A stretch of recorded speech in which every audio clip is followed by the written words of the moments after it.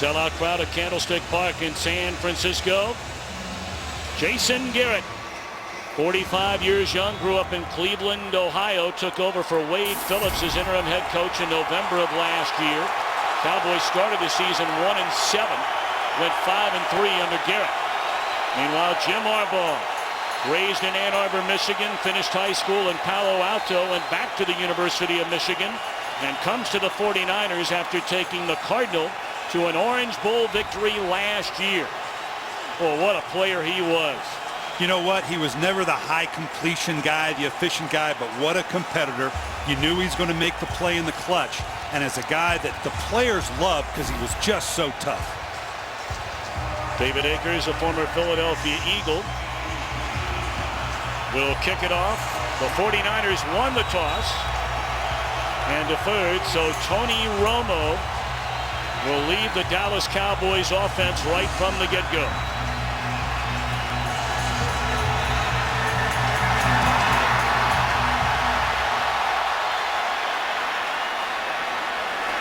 Ryan McCann will take a knee, and the Cowboys on offense. Up front, Derek Dockery gets his first start as a Cowboy, replacing the injured Bill Nagy. They've overhauled this offensive line from last year. We'll talk about it throughout the afternoon. No Des Bryant. He's down today. So Kevin Ogletree makes his first career start. Jason Witten coming off a 100-yard receiving game. And Tony Romo gunning for his 40th regular season win against just 23 defeats.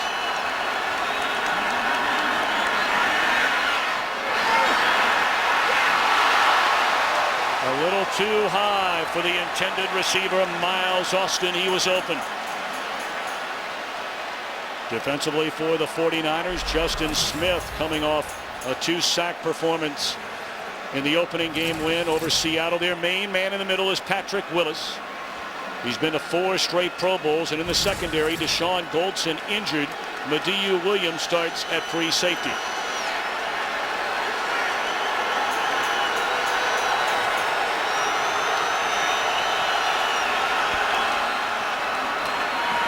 Felix Jones tried to cut it back to the inside and lost his footing.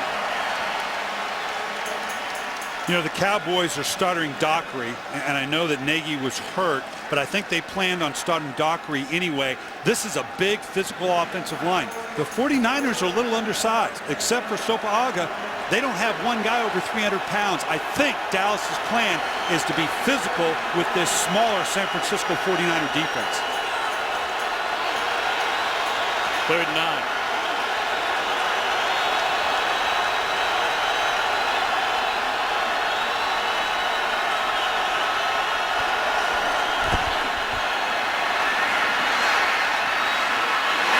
Who else on 3rd down?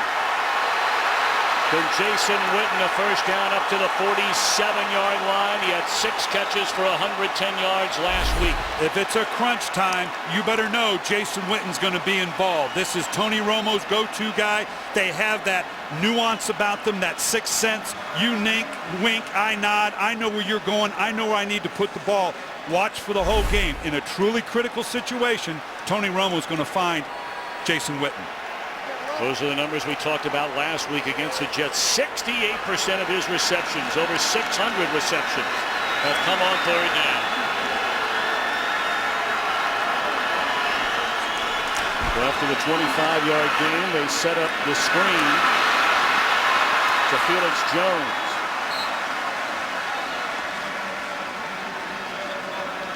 And he's to the 49-yard line. You know, the 49ers don't have that dominant pass rusher the way the Cowboys do. So they're going to do it by committee. I'm going to be watching carefully how many guys are they willing to commit to a rush. 4, 5, 6. What does it take to put pressure on Tony Romo?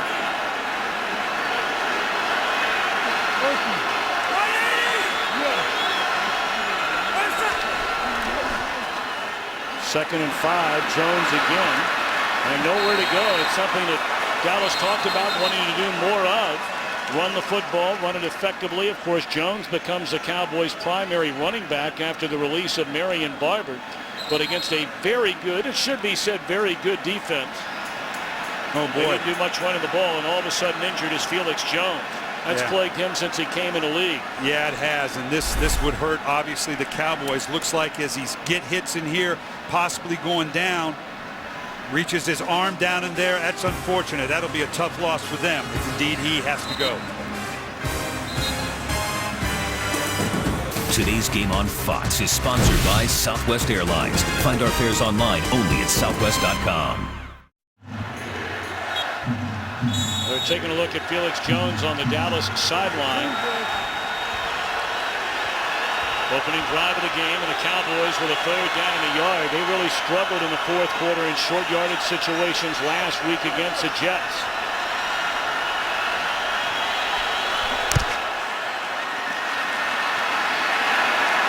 And it appears to be just enough for Tashard Choice to get a first down.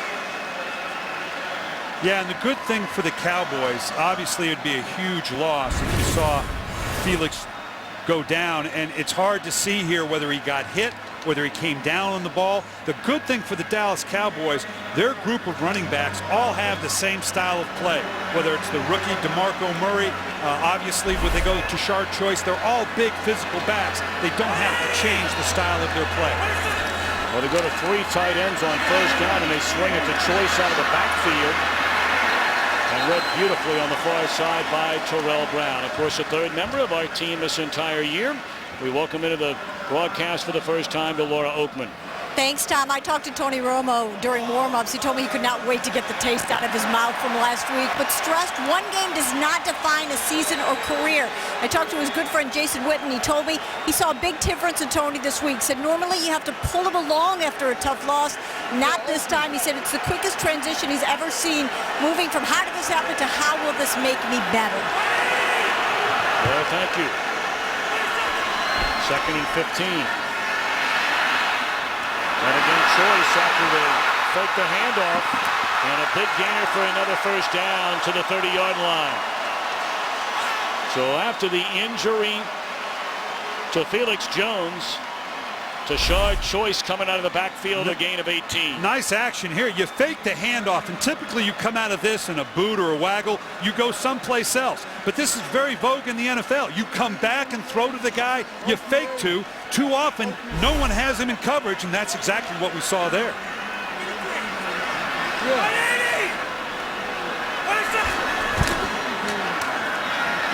Double reverse to Ogletree, and that didn't fool anybody. I got to ask you, Brian, why?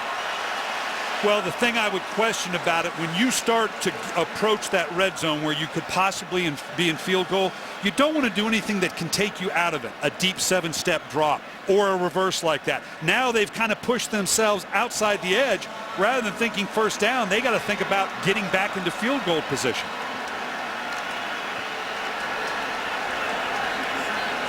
Line 4-2.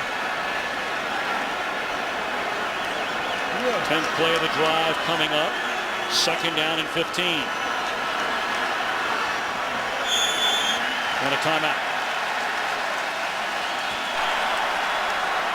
You know, I'm a little surprised, Tom, and Jason Garrett might be as well. I thought we would see a little more pressure by the San Francisco 49er defense. As I mentioned, they don't have a DeMarcus Ware. They don't have that one guy you have to account for. So I thought so far we would see the 49ers be a little more active in putting pressure on Tony Romo with multiple fronts and bringing more people, but they're actually getting pretty good pressure with just their four-man front. So it'll be interesting to see if defensive coordinator Vic Fangio stays with that mentality. Well, it looks like they're working on the shoulder pad area to get everything strapped down to see if they can get Jones back on the field. That always amazed me, Tom, to have a player that goes back into a game with his shoulder strapped down. Rod Woodson, for years, played with his shoulder strapped down, would come up with interceptions. The idea of playing in an NFL game basically with one arm, that was always amazing to me. Of course, the Cowboys used to see that with Emmitt Smith.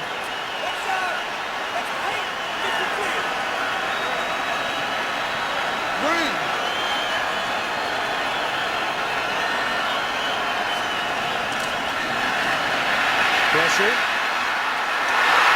strike again to Witten. And it's down to the 12-yard line, and people can say whatever they want to say late in the game. Can he win the big one about Romo?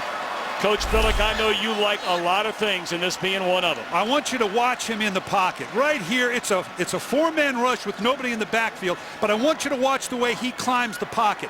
Tony Romo may be as good as anybody in the league of stepping into the pocket, not having his feet underneath him, but he gets the ball out of his hands so quickly. He's so effective when he moves in the pocket like that. The rookie out of Oklahoma, DeMarco Murray. And maybe a yard. Second down at the 49ers 11. Well, this has to be such a good feeling for Romo. I mean, look, this is a pro. He's won 39 games and lost 23. He's been to the Pro Bowl for 3 quarters last week. He was lights out. Then the fumble near the goal line, the interception, allowing the Jets to get the game-winning field goal. But to come out your very first drive after that interception, pretty impressive. He just told us he wanted to play calm. Well, so far, he's playing calm.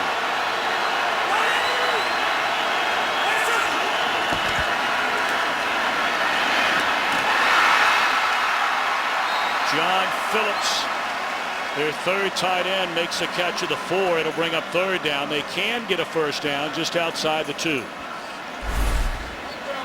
Again, watch Tony Romo move in the pocket. And the thing that allows him to be successful is he is almost Marino-esque in the way he gets the ball out of his hand. He can be in any body position, climb the pocket, and when he wants the ball out of his hand, when he sees a guy open right now, that thing is gone. That is a huge asset and rare in this league.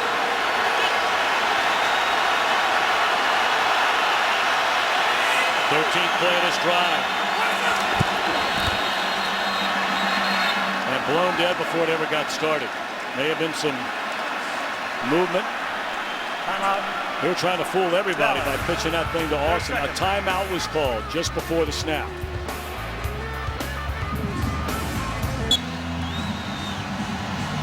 Golden Gate Bridge, of course, taking you out to Marin County. What a beautiful part of this great country. Already a pair of timeouts taken by Dallas on this opening drive. Third down, a yard on the 13th play of the drive.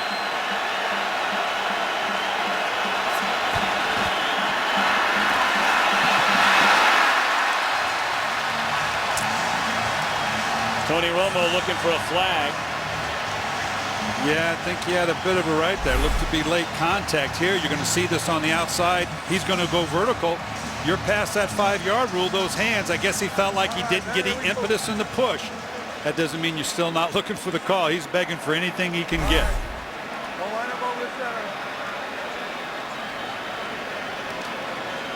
This will be a 21-yard field goal try for the rookie out of Oklahoma State, Dan Bailey. He won the job during training camp and during the preseason. He hit on a 34-yard field goal in his NFL debut. And it's no good. Wow.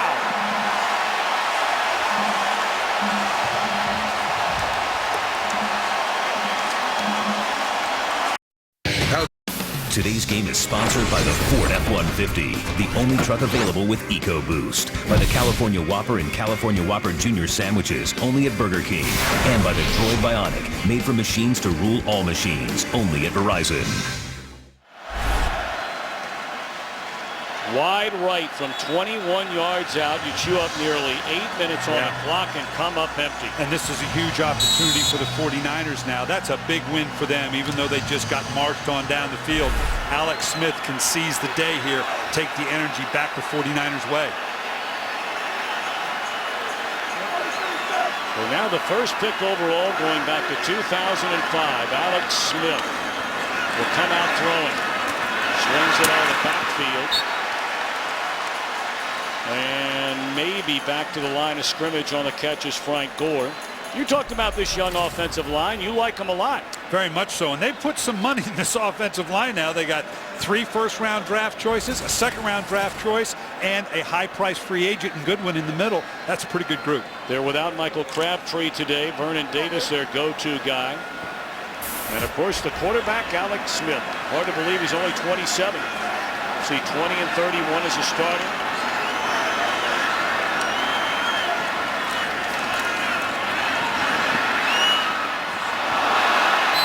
contact between Jenkins and Braylon Edwards. No flag. Take a look at Dallas defensively. Their main man in the middle, Jay Ratliff. DeMarcus Ware already with 2 sacks in the season opener. Keep an eye on Sean Lee. He had a big opening week game. But in the secondary where the problems begin, they're without Terrence Newman. They're without Orlando Scandrick. Mike Jenkins was in and out of the game last week injured. And Alan Ball, their starter at safety last year, goes back to cornerback. Blitz coming. And wide open is Edwards. They converted 1 3rd down last week. They convert on their first 3rd down today. They're going to move Ware all over the place here. If you're going to double me, and believe me, you better double DeMarcus Ware every snap that he wants to come at the quarterback, you're going to have to find me first. We've already seen him line up like a middle linebacker. You're going to see him outside. You're going to see him with his hand in the dirt.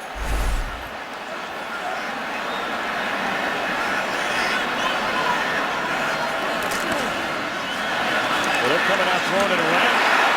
Set up the screen to Delaney Walker, the backup tight end to Vernon Davis.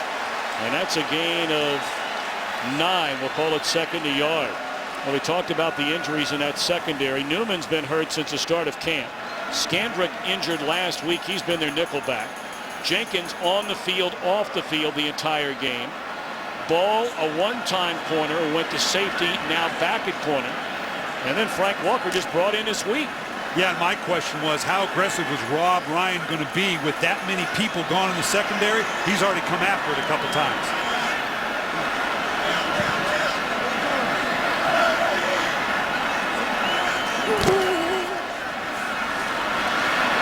Nice play by Sean Lee to chop down Gore in the backfield. 3rd down upcoming. You can look at this. You've got people, he's in, he's out, moving down in here. The linebackers moving up. They're doing a lot of things that they want to show this offensive line of the San Francisco 49ers. That's all well and good, but that leaves your now new secondary in the back end a little vulnerable to one-on-one. Alex Smith's going to have to take advantage of that down the field in order to get the win today.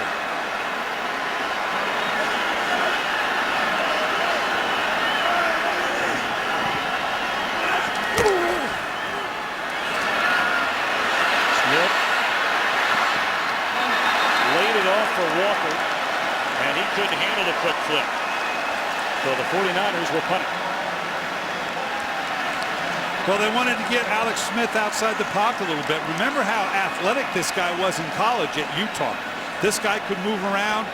Jim Harbaugh came in, felt like they didn't move him around enough in the last couple offenses that he was in. They want to get him outside the pocket because they think he's very good in that capacity. Wayne Harris, 6th-round pick this year out of East Carolina, was a big return man in college. And with Des Bryant out,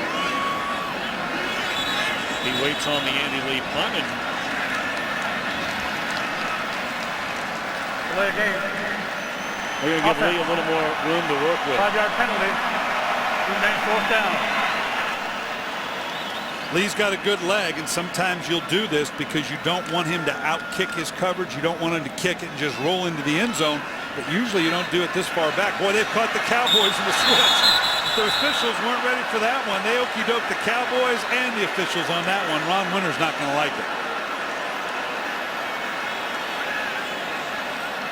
Yeah, he's explaining now, guys, that was cute, but you can't do this. There is no snap on the play. The defense is entitled to match up.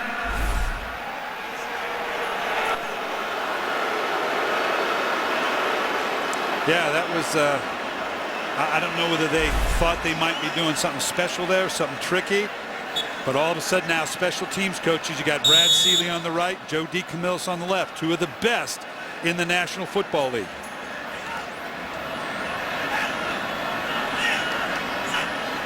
'49ers put certainly a point on special teams, highlighting special last week. This punt will go into the end zone. 56-yard boot, 4:43 to play in the opening quarter. We're scoreless.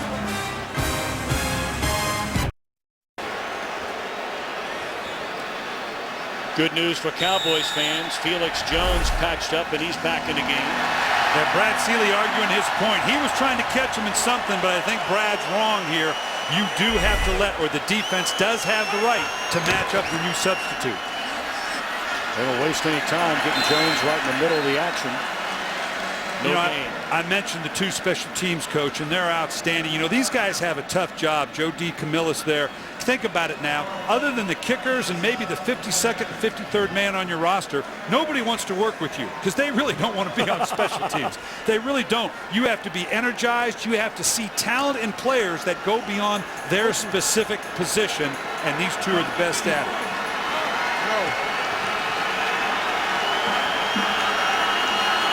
Call it a gain of 2.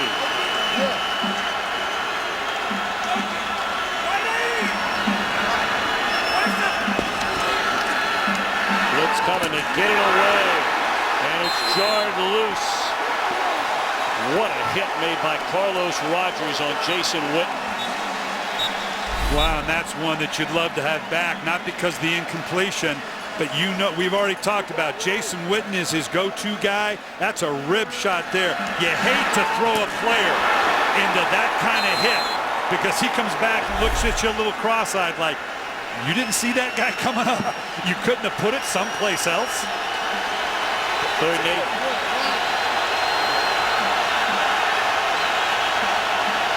2.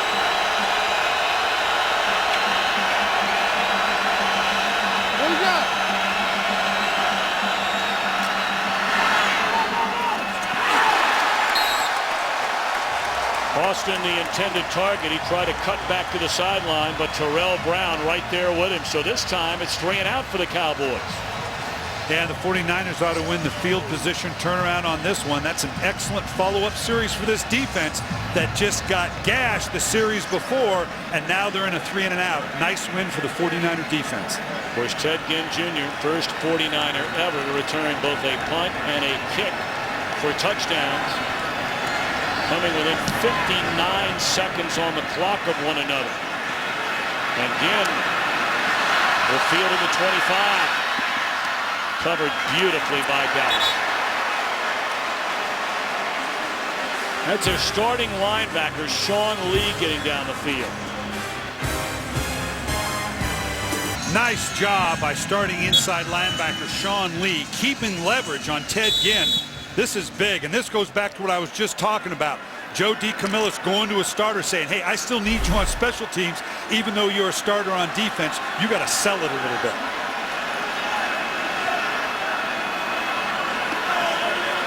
Alex Smith hit on 3 out of 5 for 30 yards on the Niners' first possession. Easy throw to Ginn, still on his feet, and that'll be a gain of 8. You know, getting back to the special teams thing for a minute, I want to ask you, you were the boss, Super Bowl winning head coach, and you look at another special teams performer for Dallas when he's healthy and playing well is Des Bryant. You know how important he is to your offense, but he returned 2 punts for you for touchdowns last year.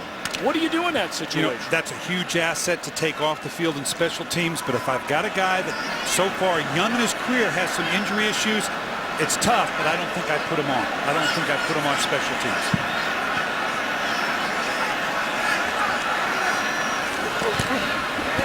Boy. Just short. 3rd down and a yard. Some of the numbers earlier. What a big bounce back win for New Orleans, routing Chicago at the Superdome. Green Bay comes back late to beat Cam Newton. How about the Redskins 2-0? Explain this one to me, man. Goodness gracious. I have no clue about what wins in this league. Don't ask me to handicap games because that's above my pay grade. Buffalo rallies late to beat Oakland. That was a wild game. 3rd and a yard. First down.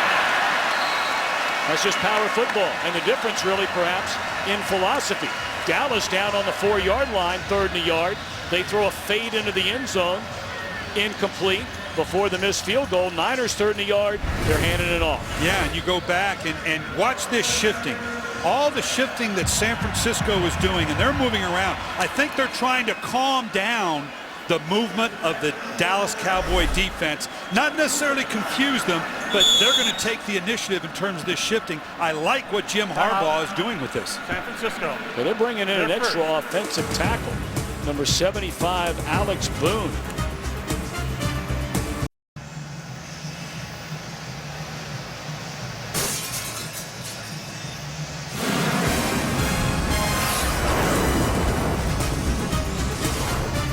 Take a look ahead next week, the NFL on Fox. Giants and the Eagles. Some will see these 49ers in Cincinnati. Others, the Lions, off to a good start at 2-0. Will take on the Vikings. We will see the Falcons and the Buccaneers. America's Game of the Week will feature the Packers and the Bears. Looking forward to that NFC South clash. Tampa Bay rallying to get a much-needed win.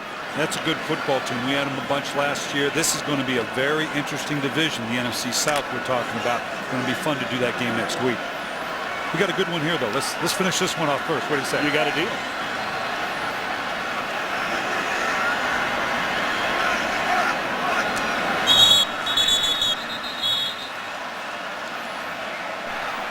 False start. Offense number 21. 5-yard penalty.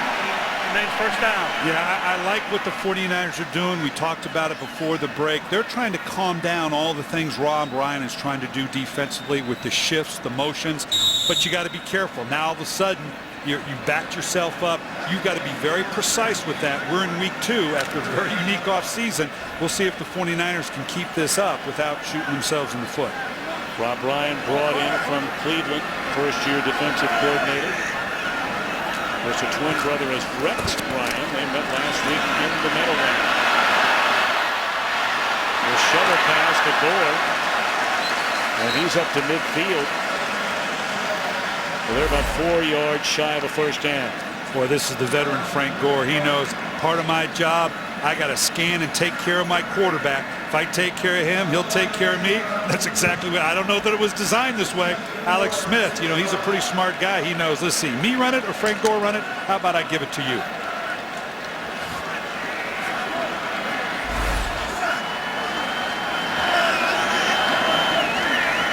Under a minute to play in the opening quarter. They give it to Gore. And he's still on his feet, met by Keith Brooking. We'll see depending on the spot, but let's quickly send it back to Los Angeles and check in with Kurt Menefee. Well, you were wondering how Tennessee beat Baltimore. Well, they rode the arm of Matt Hasselbeck. 358 yards passing by Hasselbeck. 33rd quarterback in league history to go over the 30,000 mark, and that's how they rolled over the Ravens. Coach and Tom. I give it up. You know, this is way above my pay grade. I'm glad I'm up here in the booth. Of course, now I got to try to explain it all week long. So that's going to be an interesting tape to look at. Well, a timeout down on the field just to measure to see whether or not Gore's carry was enough for a first down.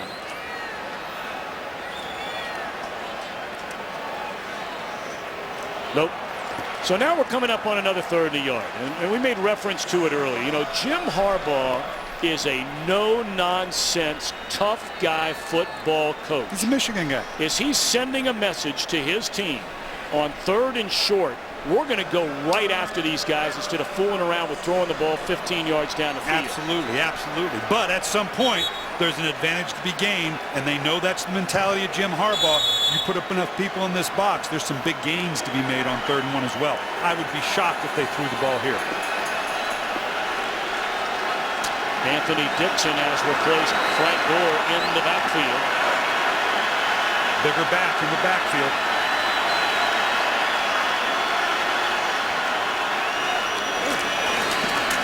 First down. That's just old-fashioned line-em-up helmet on a helmet. You and I talked about this offensive line. This offensive line for the 49ers is a great one. It's the end of the first quarter. San Francisco on the move, and Fox NFL Sunday continues after this. Well, Tom, going into the break, I said the 49ers have a great offensive line. I meant to say they have potentially a great offensive line. I like the look of this offensive line. You're talking about 3 first-round draft choices in Staley, Yapati, and Davis, a second-rounder in Rachel, and a good free agent pickup, Super Bowl winning center in Goodwin. Yep. This is a good offensive line that has a chance to stay together for a while. 7th play of this drive. They fake it one way, and Smith is dropped all the way back to the 45-yard line. And right on cue, that offensive line just gets overwhelmed. Now, this was a quick screen, and the idea is to be a little passive, but I don't know that you can be this passive. They just stormed the gates, got caught off track here, and that's tough on a quiz right now going, that can't be the way that was designed.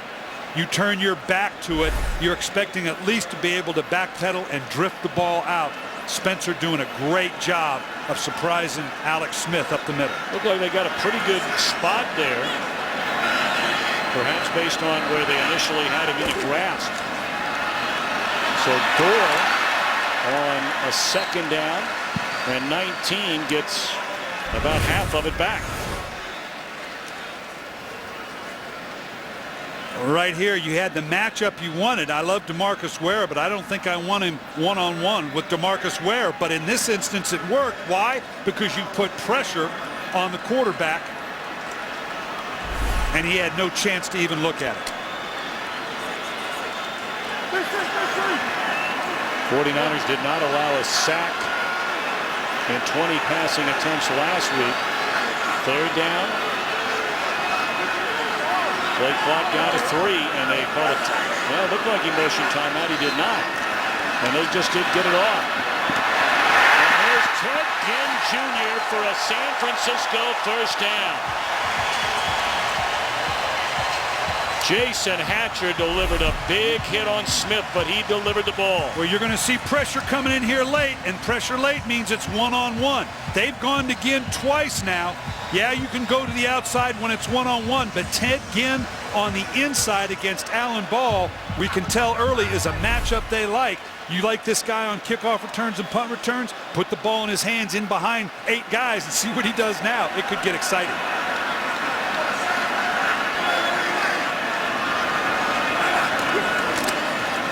Little delay to Gore, looking for a running room, and none there.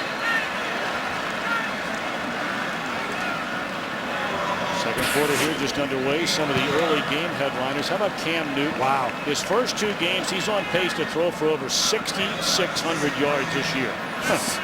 But they're 0-2. Yeah, but you know what? I'm sleeping okay at 0-2 if that's possible if I'm Ron Rivera. What that tells me about Cam Newton, and that's a lot. 2 games in the season, this isn't too big for him. That's impressive no matter how you cut it. Well, all those players you just saw, they had big individual games. Their teams lost.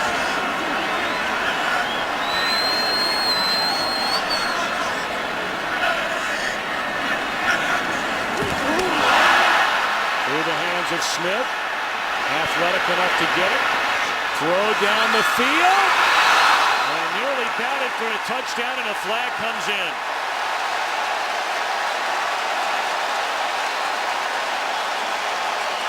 Yeah, Rob Ryan, you know what?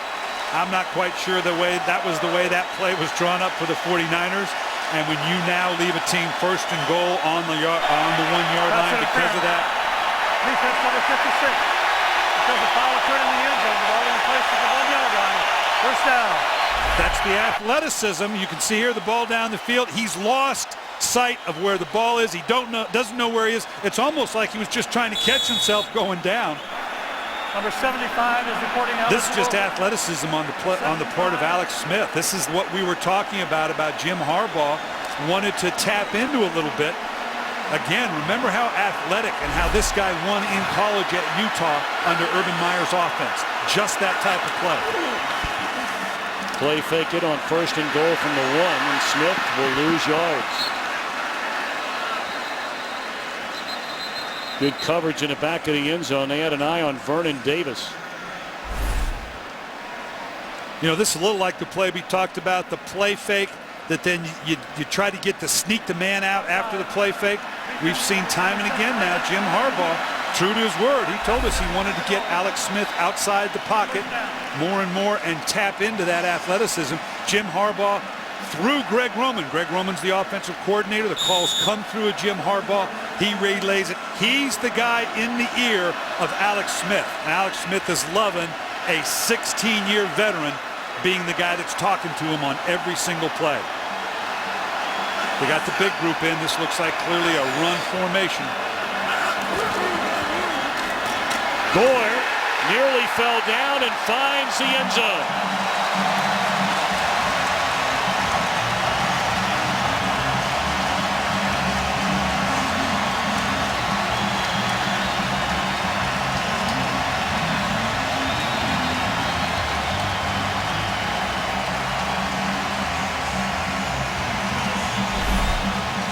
Now, just simple as a screwdriver, man. Downhill, I'll even spot you a slip. Frank Gore, the thing you love about Frank Gore, you are always going to get positive yards. It may not be a big play. Of course, scoring play is pretty big. But as a play caller, you love him because you know he's never going to put you in a long down and distance because he's always going to somehow get yardage. Well, the always animated Rob Ryan. Quite vocal on the sideline in the year of the head coach Jason Garrett. Very impressive start for the 49ers.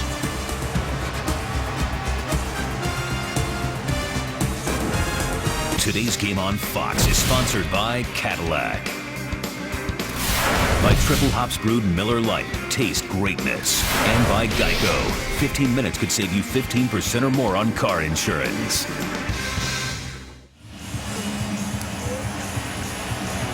Frank Gore gets San Francisco on the board. 7-0 lead just minutes into this second quarter. Well, what a very impressive drive. Last week we mentioned the 49ers were 1 for 12 on third down. On that drive alone, they were 3 for 3 on third down.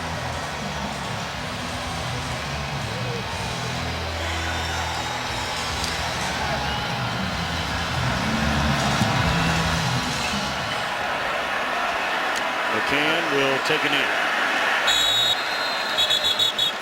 So Romo and the Cowboys will try and answer when we return to Candlestick Park. In our 3 years together, Brian Billick, you talk about third down all the time. What a difference so far. Yeah, and the 1 for 12 last week is a bit of a misnomer because of the nature of the third downs, but this has obviously been key for them in this first half, converting on third down.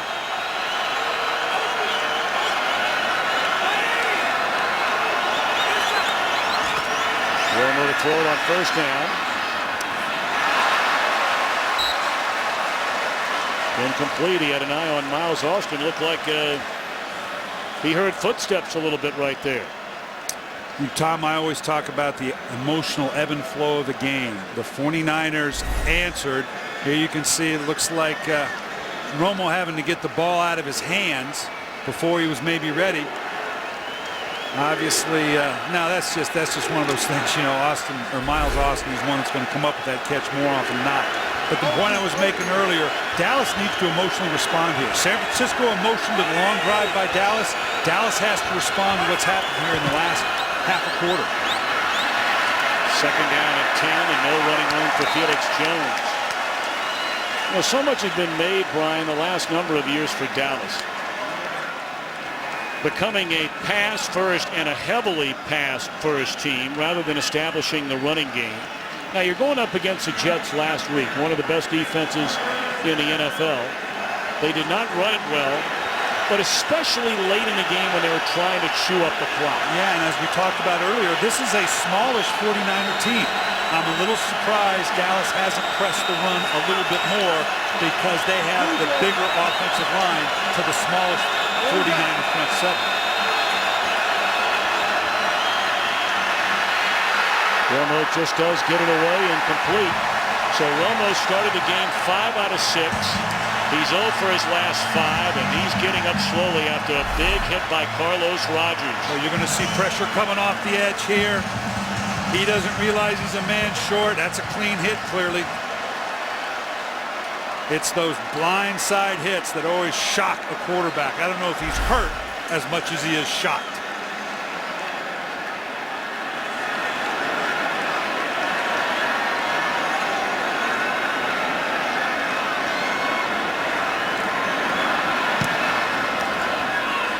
Ted Ginn Jr. a chance to return. There's a lot of daylight in front of him. Ginn still on his feet. You can see him protecting that football. And this 49ers drive will start in Dallas territory.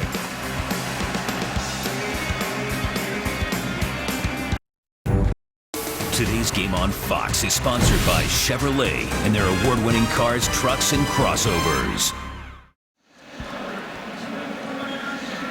And Jim Tomasula, he was one of the holdovers from the previous staff. This is an excellent defensive line coach.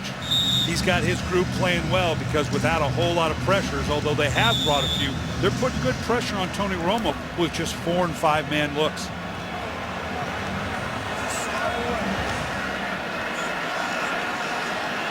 .10:46 to play, second quarter. With Laura Oakman, Brian Billick, I'm Tom Brenneman, our entire NFL on Fox crew. Glad to have you with us. Hope you've had a great weekend.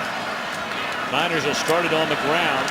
And Sean Lee is right there along with Anthony Spencer. A loss of a yard.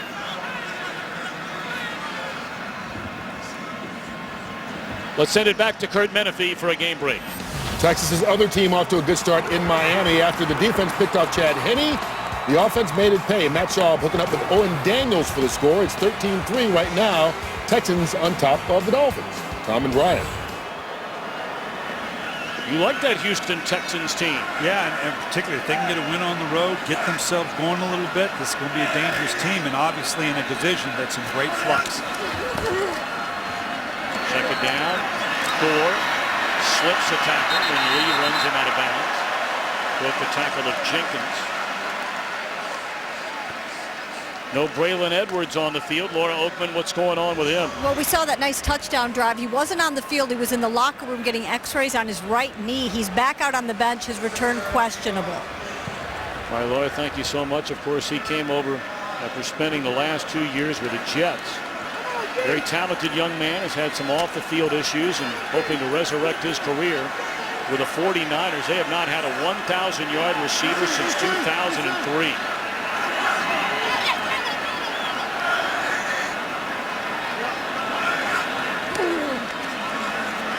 Good protection. And another third down conversion. This time with Joshua Morgan. You know, it's just a nice route. You're going to see Morgan in here, just turn it outside. This is a heck of a throw. That is a long throw for a quarterback, trust me, particularly having to step up in the pocket. Nice third down conversion. You know, you take Braylon Edwards out of the game plan. You take Michael Crabtree out of the game plan. 49ers are getting tested here, and you got to love what Alex Smith is doing so far, and he doesn't have all hands on deck.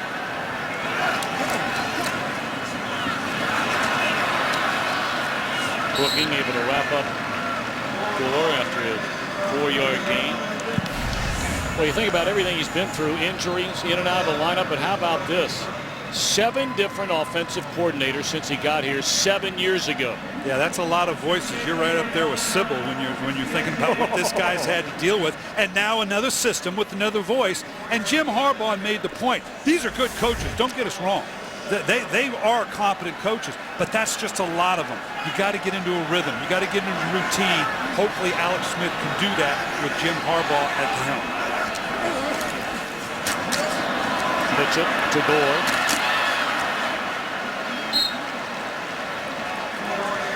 A gain of 1. DeMarcus Ware on the outside here. One of the things when you got a great pass rusher like that, too often it's okay, let's run at him because he's not going to be good. Let's run at him. Well, you run at DeMarcus Ware. Look at him fight off 2 double teams there. If you're gobbling up 2 defenders, somebody else has got to be free. That's a nice job by a premier pass rusher that also plays the run. 5 straight Pro Bowls, more sacks than anybody in the league since he came into the league in 2005. And a timeout with a play clock down to 4. Timeout. Their second.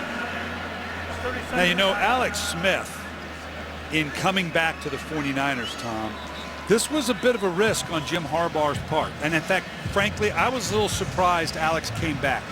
There's a lot of history here. And you knew that he was going to be on a short leash. I mean, it darn near was going to be a choke chain. Because the minute he showed up badly, you know what the fans were going to do. So it was a leap of faith on his part. When we asked him about it and sitting down and visiting with him, he talked about, well, look, the offseason and the collective bargaining agreement and no free agency, that affected me a little bit. So obviously that's a factor. But here you can see, obviously, that Alex Smith, he's developed a relationship with Jim Harbaugh. Jim Harbaugh is constantly coaching him. He's tapping into that. Look, I may not have been good, and he was, but I did this for 16 years. You've had a lot of voices in your head. We already talked about that. Listen to me. We'll work together. We'll smooth out your mechanics, and we'll get this thing done together. So Jim Harbaugh, the easy thing would have been said, hey, I didn't draft this guy. Give me somebody else. So he put himself out there a little bit, bringing Alex Smith back in. Third down and 4. They're going to roll Smith out. That's a nice play call and another first down, this time to Morgan. Putting him in situations to make a play. Well, this is the old 49er sprint right, H or Z option. And it's simple as that. You put a guy in behind it. We talk about Alex Smith getting outside the perimeter of the defense again. Joshua Morgan's an interesting guy. He's someone we saw a couple years ago, Tom, that you thought he had something about him, then he had to deal with some injuries. He got sick and lost weight. Now he has to be the guy with Crabtree and Braylon Edwards not 100%.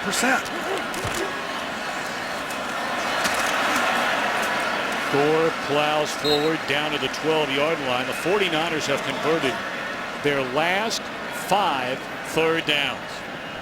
And we talked with offensive coordinator Greg Roman about the 1 of 12 the previous week, and he wasn't making excuses. He simply talked about, look, we were in control of the game. We had some odd down and distances on third down, that because we were in control of the game, we ran the ball a little bit more on third down than you normally would. He had confidence in the third down package and Alex Smith's ability. Greg worked for me in Baltimore.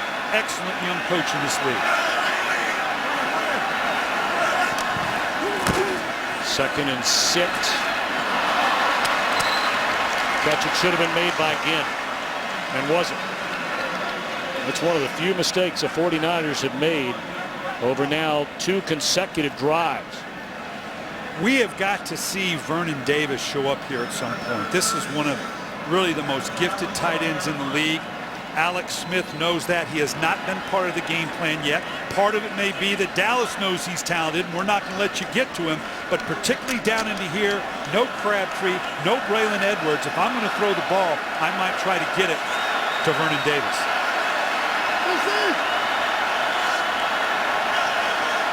Right there. Let's see what he does. Blitz coming to the corner.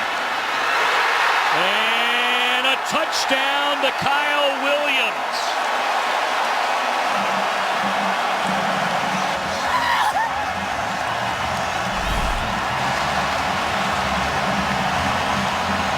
He's got the catch. He's got the left foot. He's got the right foot.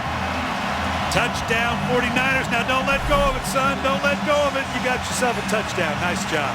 Only his second career catch. His first career touchdown. And of course, after every scoring play in the NFL this year, it automatically goes under review just to make sure. And make sure we're clear on this. It means they're going to determine if it needs to be reviewed. This one looks pretty clear cut. Catch, left foot, right foot. You got to maintain contact. He's not going anywhere with that ball. That's a catch in anybody's book. Now the point after. The San Francisco 49ers have the play confirmed that that's a touchdown.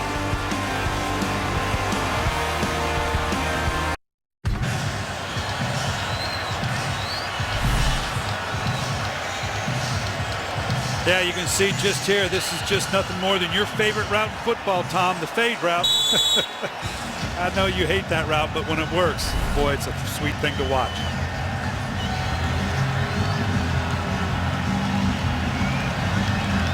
14-0. 49ers quite a surprise through a quarter and a half. First return for Brian McCann today. And a good return. Out across the 25-yard line. I want to go back. Let's go back to this play, because I tell you what, now we got to give the officials some props. We've seen this. This is obviously a great catch by Williams, but I want you to watch this official right here. Watch his eyes, and I want you to watch the continuation. Yeah, he sees the catch. He sees the left foot. He sees the right foot. But watch him track this. Stop it right there. Look at those eyes. He's lasered vision. Why? Because there has to be the continuation. Nice job. Mike Pereira would be proud of his crews.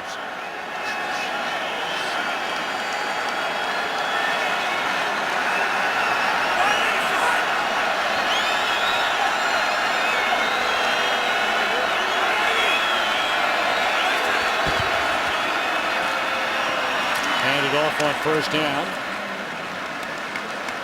And up to the 31-yard line is Felix Jones. Right around the corner, the American League's best will look to their brightest stars. Who will lead their team to the Fall Classic? Legends born in October. And our exclusive coverage of the American League Championship Series begins October the 8th. Only on Fox. Of course, the defending world champion Giants are trying to rally late in the year and get back to the postseason. Never saw it coming. Hit Carlos Rogers right in the face. It's one thing to use your head. Yeah, that's it. He's smiling about it. He knows he's going to get some grief about that in the film tomorrow. Keep your eyes up. But that's why he's a DB. If he's a receiver, he'd be on the other side of the field.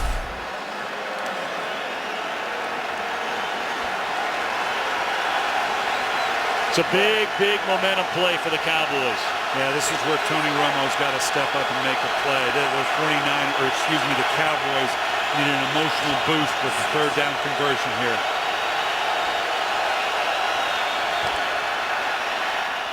Nowhere near the intended receiver. Romo is 0 for his last 7. Yeah, they're just not in sync. He expected Miles Austin to go vertical.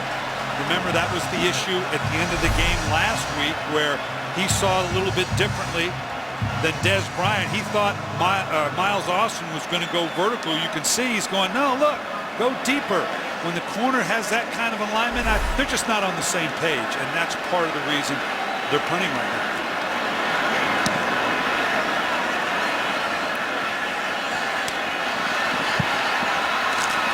Again, up to the 30. All right, Brian Billick, let's go back to your offensive coordinator days. If you have the miscommunication and Tony Romo comes back over to the Dallas sideline, what begins to happen now? Take us down on the sideline. Right now, you got to break it down. The question, and it's a hard question, you ask the quarterback and the receiver, what did you see? What was the adjustment? Did we see it the same way? And is that why there was a breakdown? Or did you not understand that if the DB did this, you were going to do that? Now they're going to sit and look at the pictures here and say, look, this is what happened. Somebody was clearly wrong or just saw it differently. They're just not on the same page right now. Should Miles Austin be standing there in that meeting? Well, at some point, the quarterback and the quarterback coach are going to say, okay, this is what we thought. Let's first find out if you and I are wrong. And if we are, then, or not rather, now we'll go to Miles Austin and see what he doesn't get about what we just did. Gain of a yard by Gore. Let's send it back to Los Angeles to Kurt Menefee. San Diego at New England, down 10-7. Chargers go for it on 4th and goal. Mike Tolbert, not even close. He stopped. They turn it over on downs, and the Chargers still in a 3-point hole. Patriots hanging on. Tom and Brian. Tough to win on the road, man. I've always said, winning on the road in the NFL, for my money, is one of the toughest things to do in all of team sports. Eventually, that's going to be the mark of any good team. Can you do it on the road?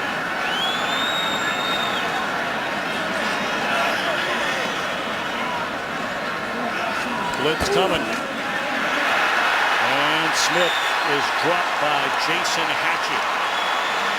Hatchett's starting to get more and more playing time the last couple of weeks than he did last season, and for that matter, his first 4 years, and he's playing well. Well, Rob, Ryan, they're just going to come off the outside here. Look, you got a lot of folks in here coming off this edge.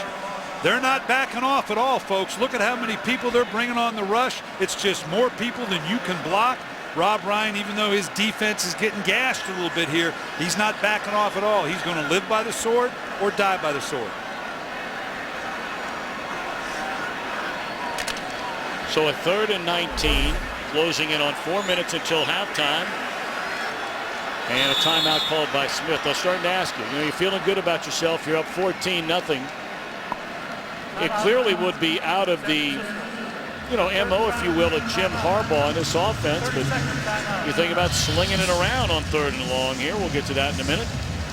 This November, Fox Sports brings you an epic UFC heavyweight title fight. The #1 ranked contender, Juniors Dos Santos, squares off with undefeated world champion Cain Velasquez. That's this Tuesday, 6 p.m. Eastern, 3 Pacific. And you can hear from both fighters as Jake Glazier interviews them live on Facebook.com/Fox Sports. Well, to answer your question, Tom, Jim Harbaugh is telling Alex Smith right here, and he's a smart young man, not that you need to tell him, look, we're in control of this game. This is not the place for heroics, all right? There's old quarterbacks and there's bold quarterbacks, but there's no old, bold quarterbacks. It's the saying. This is not a situation to where you just drop the ball off. A lot of 3rd and longs can be dropped off. This is where you got to rely on the intelligence of your quarterback not to leave a team that's up at risk.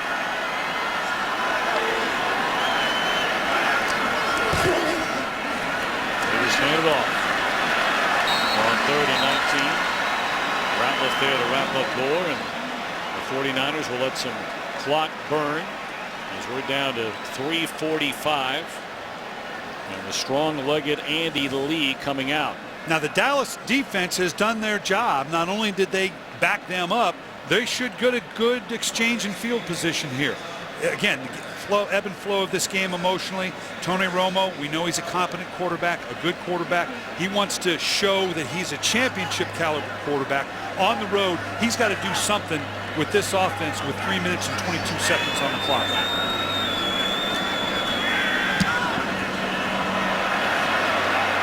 Boy, what a punt by Lee. Driving Dwayne Harris all the way back, and a pretty good return by Harris up to the 28-yard line. I see why they backed Lee up earlier in the game. That guy can boom it. That is a subtle play that can be a game changer for you, because the Cowboys were about to get great field position. Well, Tony Romo started off red hot. That incompletion, but then a lot of pressure. He's missed on his last 7 passing attempts. This is a big drive. I know we have an entire second half to go, but you brought up earlier, they've just not been on the same page. Well, and Vic Fangio told his troops, look, Tony's going to throw it to us at some point. Are you going to be ready when he does?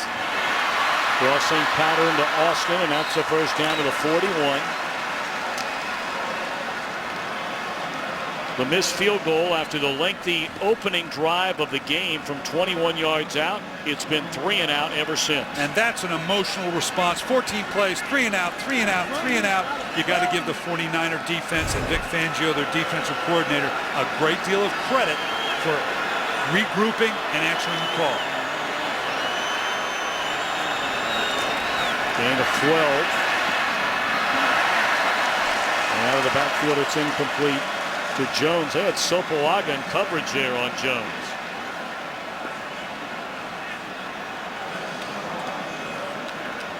Well, we talked about it at the open, Tom. The 49ers have got to be creative, and Jason Garrett knows that, because they just don't have the individual matchups to win across the board.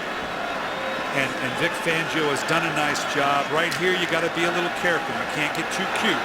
I know Tony Romo's not really in rhythm right now, but all it takes is one really good play. They look a little passive in the secondary here. It looks like they're going to just kind of go with a 4-man rush, see if Romo can make a play.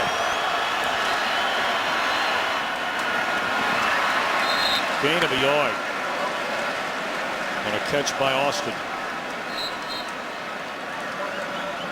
A Coming into the game now, you know, the Dallas Cowboys are the Dallas Cowboys. They're a talented team. A lot of people coming in had to think, you know what, they're going to regroup here. We don't know about the 49ers. They played a weak Seattle team. They got barely 200 yards. But the way you look at it here, Jim Harbaugh could not have drawn this up better. So far now, he still has 2 minutes to go for his 49ers to give him confidence, this team having confidence going in at halftime.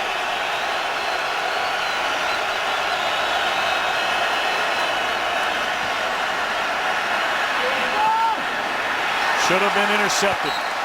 And Romo thrice right into the teeth of double coverage with an eye on Ogletree. And that is 5 consecutive failed third down tries for Dallas. There is a flag. Defense number 55 lined up in the neutral zone. They get another chance. 5-yard penalty. Repeat third down. All right. So they get a break by lining up. So we've reached a 2-minute warning and a break for Jason Garrett to give him one more chance.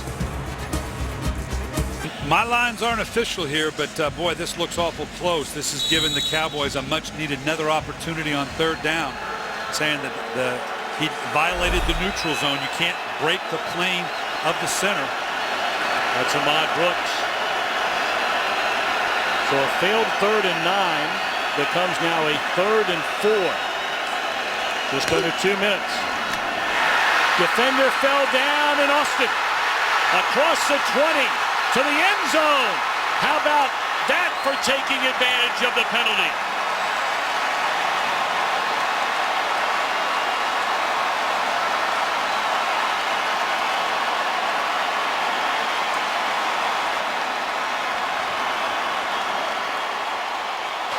"53-yard scoring strike." Right here in the slot, clears it out. Then in behind it, you can see Miles Austin. That clearing out in the slot is what opened up the angle to Miles Austin. It was unfortunate, but Trumaine Brock fell coming out of the break. Great emotional surge for the Cowboys. And that's why, after a penalty like that, you got him off the field. Watch this. This is what I'm talking about. Romo sees right now what's happening. Get this ball out of my hand fast. He knows what can happen if he gets the ball into his hands of his great receiver quickly.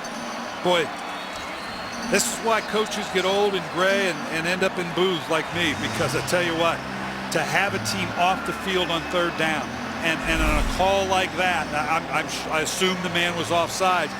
You work hard to get a team off the field on third down. They get another opportunity. You never know how it's going to affect the game. Now a game, we just talked about it. This was totally the 49ers game. The Cowboys have just jerked the emotion right back into their locker room.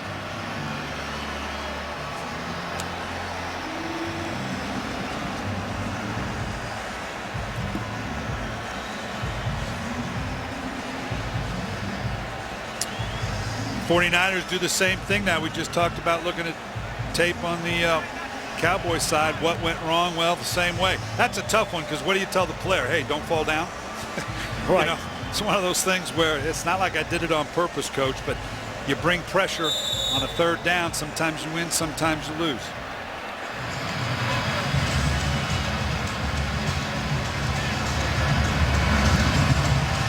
Well, 14-7.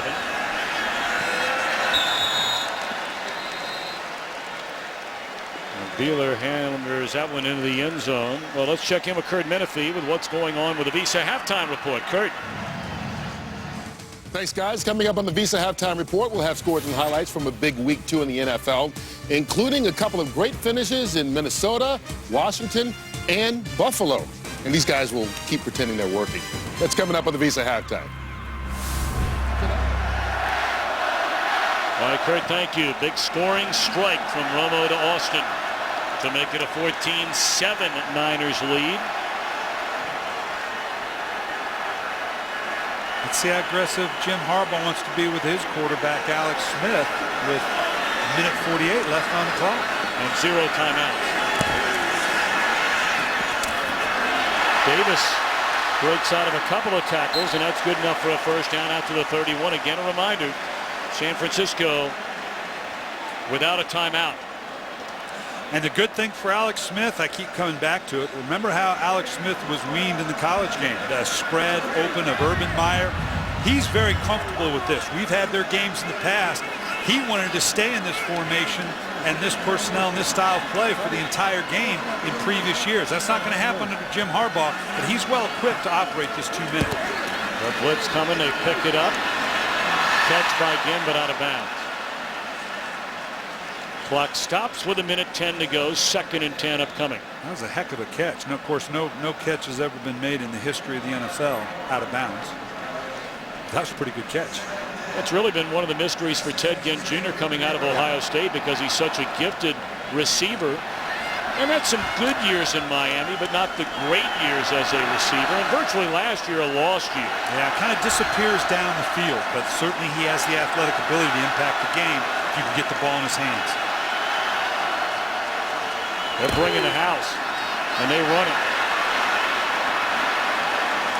Up to the 37-yard line. Clock running right at a minute.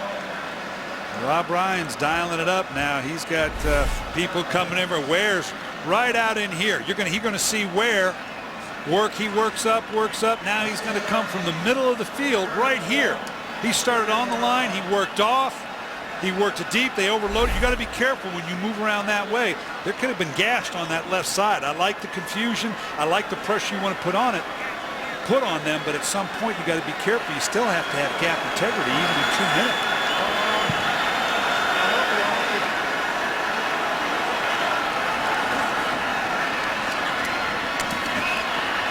That's a dangerous throw on a 3rd down. Very close to a 1st down catch made by Ginn. Depends on the spot. Clock still running. Gave him the 1st down. They're going to run out of time. Well, they were having him. Yeah, see, he was hoping to get a play up to kill the clock to give you one more shot. But as they're spotting the ball, he just ran out of time. Jim Harbaugh trying to get it done. The end of the 1st down. Well, Jim Harbaugh, outside of that final wasted chance to get the Dallas offense off the field, giving them another play that turns into a touchdown, has to feel mighty good about the 1st half. Niners 14, Dallas 7. Fox NFL Sunday continues with the Visa halftime report right after this on Fox.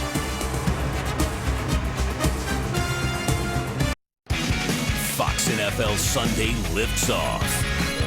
On America's Game of the Week, the Packers take on the Bears. It's another great slate of NFL action next week, only on Fox.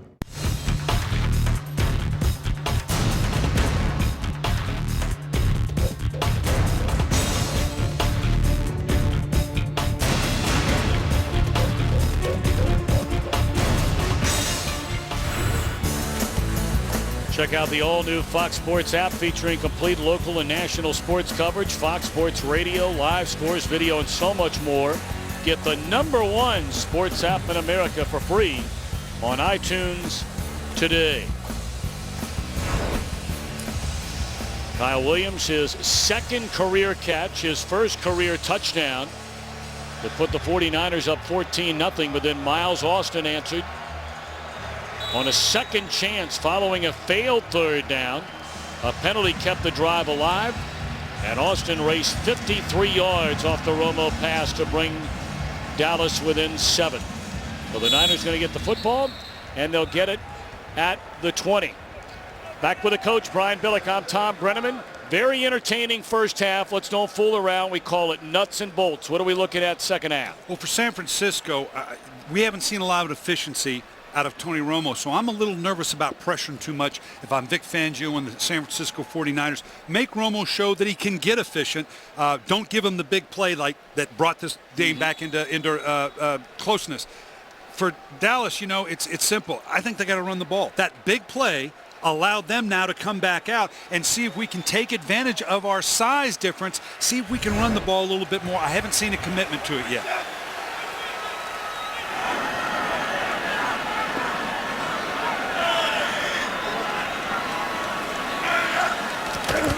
Smith coming out throwing on 1st down.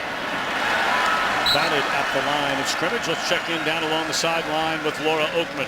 Well, you guys are talking so much about Tony Romo's efficiency. This is going to help answer that. He's battling a rib injury right now. He suffered that after that blindside hit early in the game. Jason Garrett said he's coming back. He got treatment in the locker room at halftime, but they want to protect him. They want to get the offense moving, try to make some plays on the outside, and also, as Brian said, get the running game going, protect that quarterback and get the offense moving.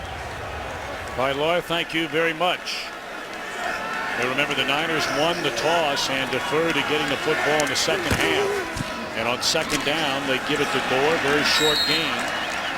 So 3rd and long coming up for the 49ers. Now, last week, the 49ers were able to manage this game with a small lead that built into a big lead, in no small part due to the special teams. Now that Dallas is within striking distance, Alex Smith's going to have to make some plays down the field, and unfortunately he doesn't have his top couple weapons. Again, I think Vernon Davis should come up big, particularly on this down and distance.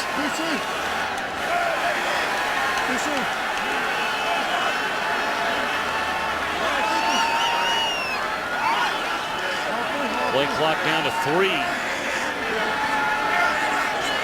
Just do get it off. And Smith wrapped up and dropped, and again it's Jason Hatchett. Second time he's taken down Alex Smith. Again, look at we got people all over in here. He now is bringing Delaney Walker over here to account for it, but they still don't get it sorted out.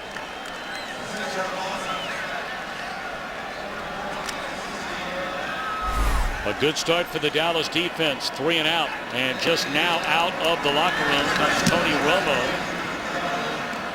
Question is he good to go? Come first down. Great coverage by the 49ers at C.J. Spillman. Romo's ready to roll.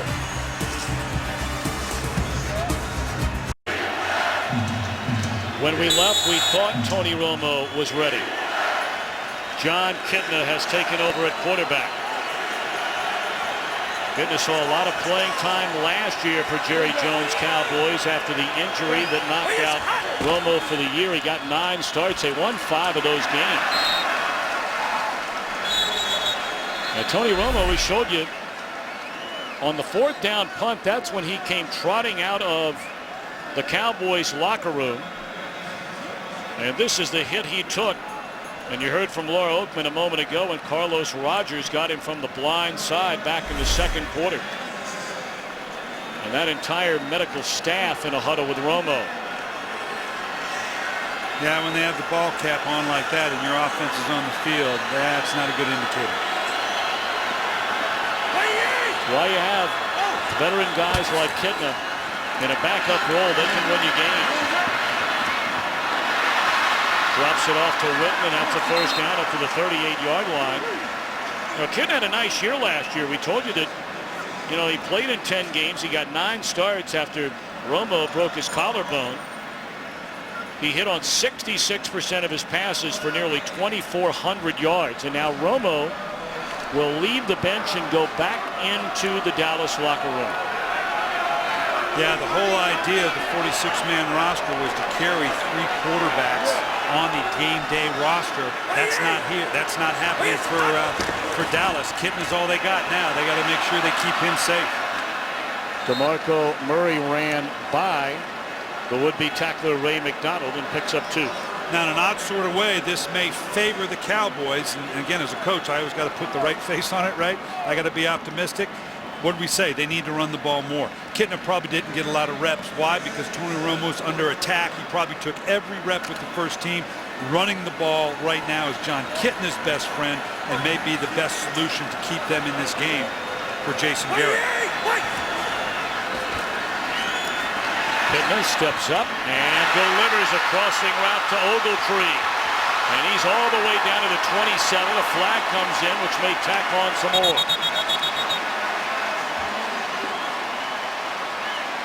That's going to be, it might be against Dallas. A face mask against the offense was the initial call on the field. And Jason Garrett's like, I don't know the last time I saw that. Personal foul. Dress through the face mask.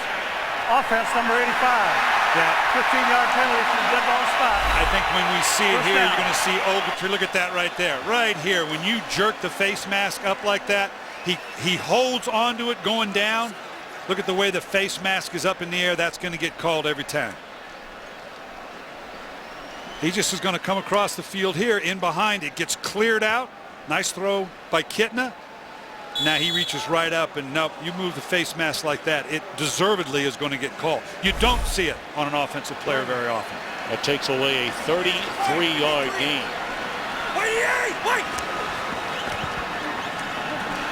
Kitna.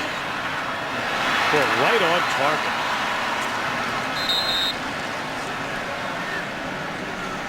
That'll be a gain of 7. Again to the tight end, Whitten. Kitna's had a nice career. Well, you're talking about a guy that's been hanging around since 1997, was a starter in Seattle, moved on to Cincinnati, had 3 real nice years there.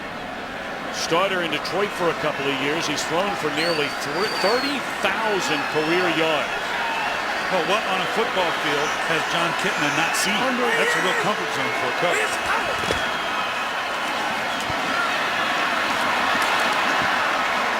Felix Jones picks up the first down, or I beg your pardon, DeMarco Murray inside the 30 down to the 28.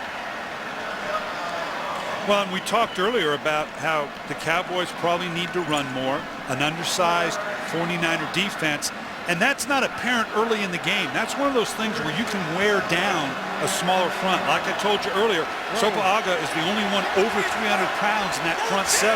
As the game wears on, they could wear down the 49ers if they choose to take that approach.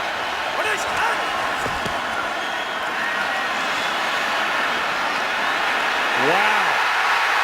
Intercepted in the end zone, right into the hands of Dante Whitner, and he'll finally take a knee. A mistake by Kitna. And a big drive stalls for Jones and the Cowboys.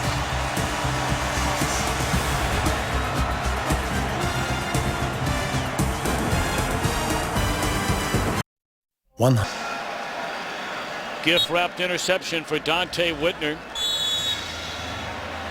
Kitna in relief of Tony Romo. That's the kind of play, Brian Billick, you're watching as a fan at home and you're saying, how does that happen? So you tell me what was going on here in a minute. First down to the 20. And Gore, a short game, runs into Coleman. Well, let's look at it. And this was clearly, we talked about Kitna probably not playing a lot during the season. Right here, we're going to take it. I want you to stop right here. The middle of the field is open. That's a term that says if the middle of the field is open and too deep, you take it. If it's single high safety and there's a free safety there, then you break it down. Well, Jason Witten, for some reason, thought he needed to break it down. Kitna thought it was open and that he was going to go down the middle of the field. They just saw it 2 different ways.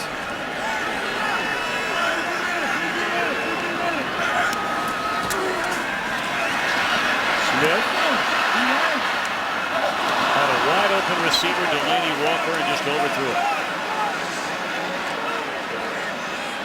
If the 49ers are going to win this game, those are plays Alex Smith has to make in the second half. Yeah, and this is a tough one for a quarterback when you're under duress.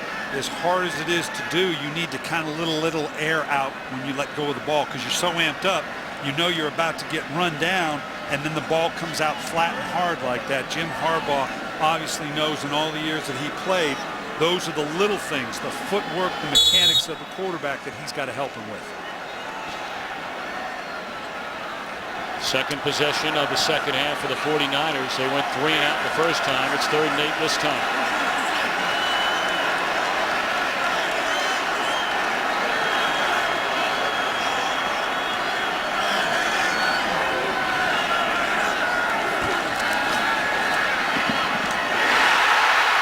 Right into the hands of Alan Ball.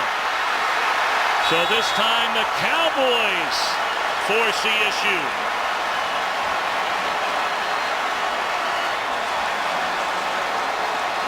This just looks like an ill-advised throw. It looked like he should have led it further to the outside. It's what's called a switch route. You can see a quick clear out. Looked like maybe it was Vernon Davis that was supposed to go to the outside. Looks like Alex Smith, maybe because he was under duress previously, felt like he had to get the ball out quicker, and that's what he's telling Jim Harbaugh right now, because Jim Harbaugh is doing, as I said, what did you see? Why did you throw it there? Hold on, two. DeMarco Murray again in at running back. We saw Felix Jones injured Yellow. back in the first quarter, and they hand it to Murray. And the former Oklahoma Sooner looking for some daylight. Positive yardage. Gain of 3. Yeah, and we're going to see it right here. Let's go back to the play. You're going to see Vernon Davis right here. This is the guy that ends up taking the ball, but watch what happens. Vernon Davis turns out, stop right there. It gets cleared out. It looks like he should have let him further out into here and let his receiver, for some reason, he thought Davis was going to sit down, but everything about that coverage looked like it needed to be thrown to the outside.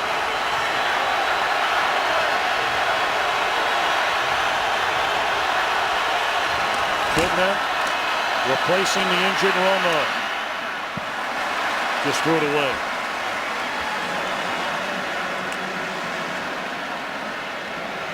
That was actually a nice pickup by the backfield of the Dallas Cowboys. Again, as I said earlier, San Francisco 49ers bringing pressure, but they're not doing it with a lot of bodies. They're changing up the front a little bit. They're not right now, having gotten burnt at the end of the first half, willing to bring a whole lot of people. They want to get bracket coverage and only bring maybe 4 or 5 guys, not many more than that. Let's see what they do here. DeMarco Murray out, Tashard Choice in.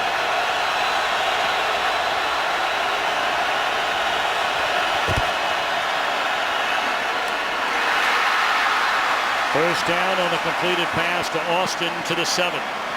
Now that's going to the other extreme. Only a 3-man rush. And the lack of efficiency we saw in Romo in the first half.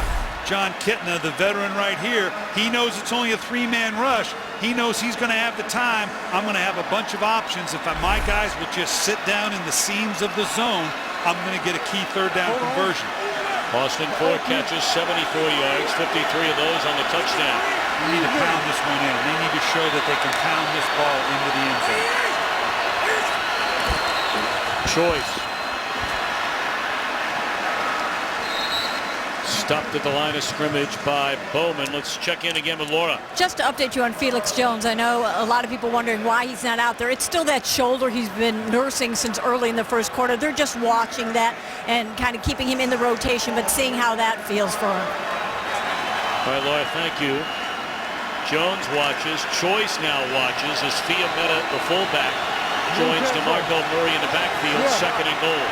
DeMarco Murray's a big man now. He's almost 230 pounds. I kind of like that big body in here. They're going to throw it. Touchdown, Dallas. Austin is 2nd of the game. Great throw.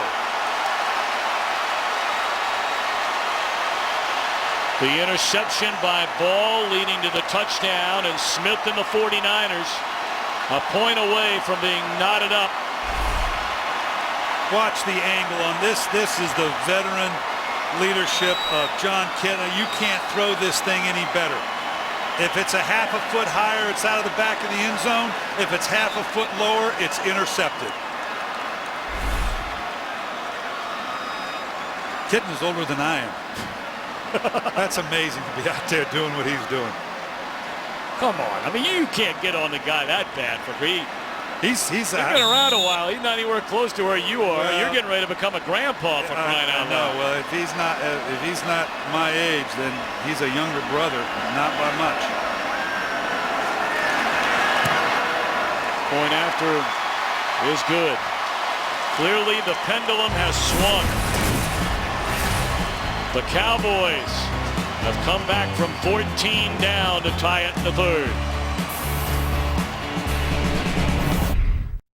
Today's game is sponsored by Verizon. Get coverage of every NFL game on NFL Mobile. Call Star NFL from your mobile phone to get NFL Mobile. Get coverage of every NFL game on NFL Mobile. Call Star NFL to get NFL action right on your phone. John Kitna, after throwing an interception in the end zone 2 drives ago, takes advantage of the Smith interception and finds Austin in the end zone to tie the game at 14.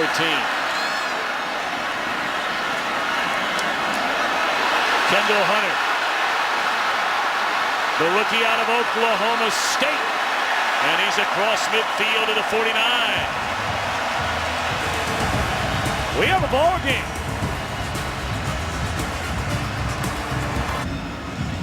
Okay, I want you to watch this. Ted Ginn, who was supposed to get the ball.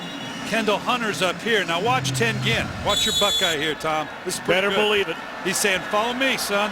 Look at this. It's a football player. Yes, sir. Big play. That's nice. That's that special teams presence we're talking about.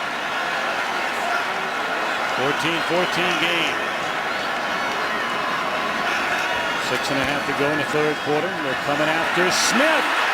And he's sacked. It's amazing he didn't lose the ball. DeMarcus Ware getting his first sack today, his 3rd of the year. You better get 2 hats up here. Joe Staley trying to get up on the edge. You better get 2 hats on DeMarcus Ware every single time. Heck of a job by Alex Smith. 9 times out of 10, that ball's coming out. That's a great job there. That's a little big play. That saved a turnover for the 49ers.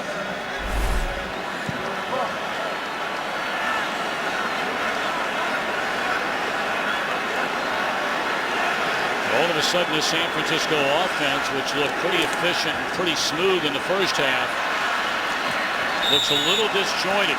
Could that have anything to do with anything that Rob Ryan has done since halftime?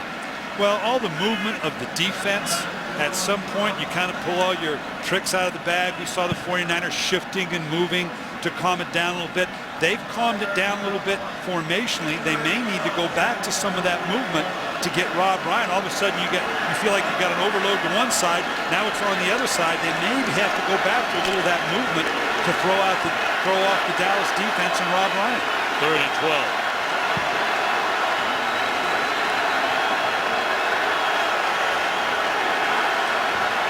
Haley.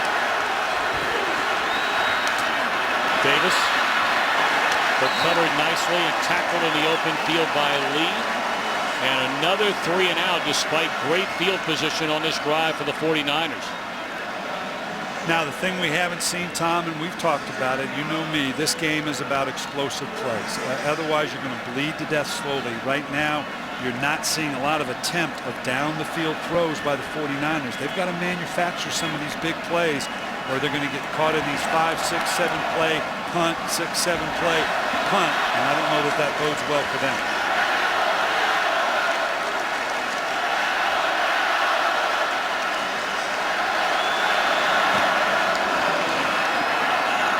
End over end punt, and the fair catch made by Harris at the 9.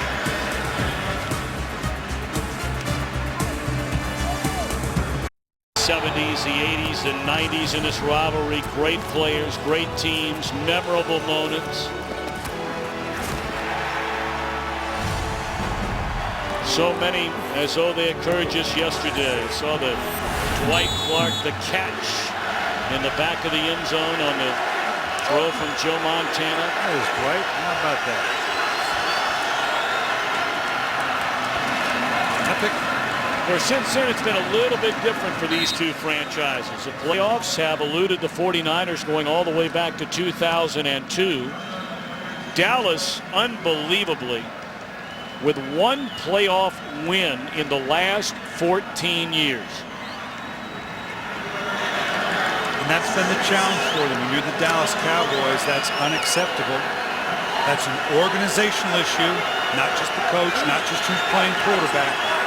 Those are organizational issues that they're trying to correct.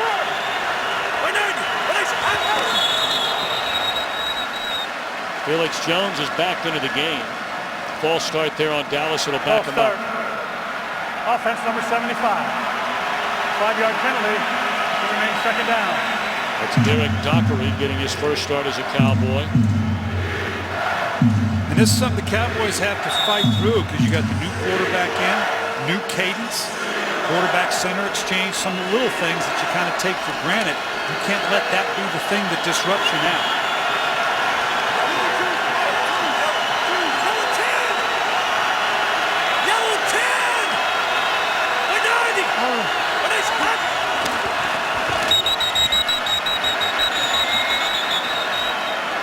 That's a false start again on Dallas. Look like Dockery again, 75. False start. Offense number 75. Penalized half the distance to the goal. It remains second down. Dockery been around a long time. A third-round draft pick for the Redskins in 2003. Making his 112th career start today, but his first as a Cowboy. Yeah, and that a veteran ought not to be doing that. It's not like the noise is a problem. This is not a stadium where typically that is an issue, even down in that end zone. I don't know that that's the issue. It probably has more to do with the cadence of John Kitna, the line calls that are being made by Phil Costa.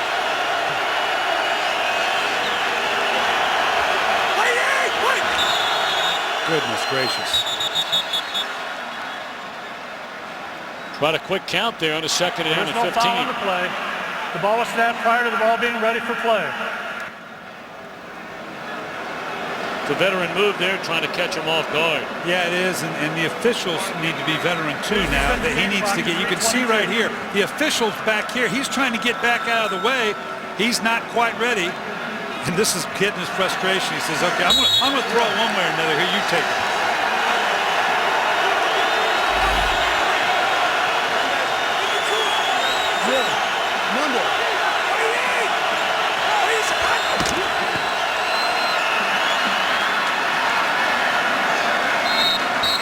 Felix Jones wrapped up by Navarro Bowman. So third down and plenty for Dallas inside its own 10. Well, this is like we talked about before, Tom, in the same situation. It was San Francisco backed up. This is where you got to count on the veteran quarterback Kitna. You want to convert. You desperately want to get a first down and keep the drive alive, but you cannot turn the ball over here. You're going to rely on his veteran experience. And if I'm looking for someone, where's Jason Witten?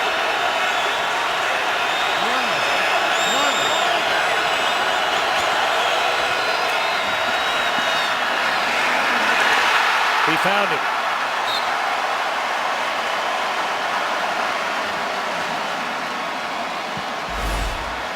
He's over here on the right side. Again, this is just straight down the field. This is that kind of cover two we talked about, or excuse me, he went down the top of the numbers.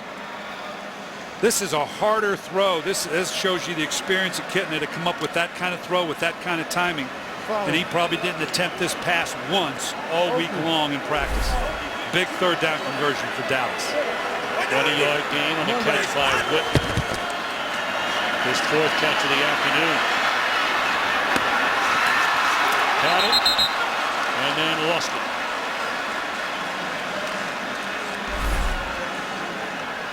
Looks like he was going to got underneath it. Got it. I don't got it. You know, if I've never been a defensive coordinator, don't claim to be an expert. I might put two guys on Witten every down. You know, if you're going to beat me, you're going to beat me with somebody else other than Jason Witten. How about that? Well, what a career he has had. Gone to 7 consecutive Pro Bowls. Has caught 94 passes in each of the last 2 years. Killing the play. Looks like killing you a run. Choice lunges ahead up to the 35. A third down and 4 coming up. And every offense in the league has that. He's basically calling 2 plays in the huddle. Typically a pass and a run. If he gets the look that he likes with the pass, he'll leave it on.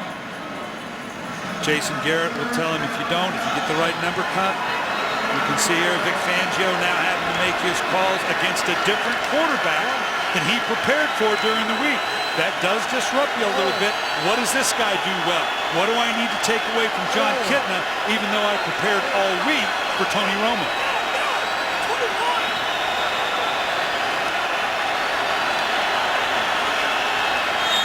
Will they get the timeout before the play clock expires? Yes. Let's send it downstairs for more on Tony Romo with Laura Oakman. Well, his bad week continues. News out of the Cowboys locker room just came out. It's a rib fracture. He is done for the day.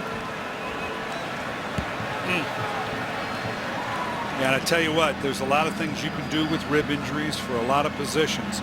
But imagine yourself, I don't know if you're a tennis player or golfer, but the equivalent feeling would be every time you go to make that golf swing, every time you go to hit with that tennis racket, someone takes an ice pick and just shoves it into your chest. That's going to get your attention a little bit. That's too bad to hear from Tony Romo. Of course, last year the Cowboys started 1-4. Romo broke his left collarbone in a late October game against the Giants. And today a fractured rib on that hit. We're assuming on that hit from Carlos Roberts.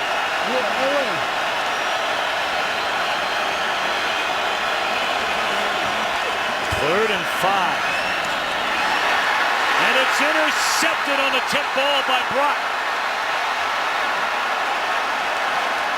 Still on his feet.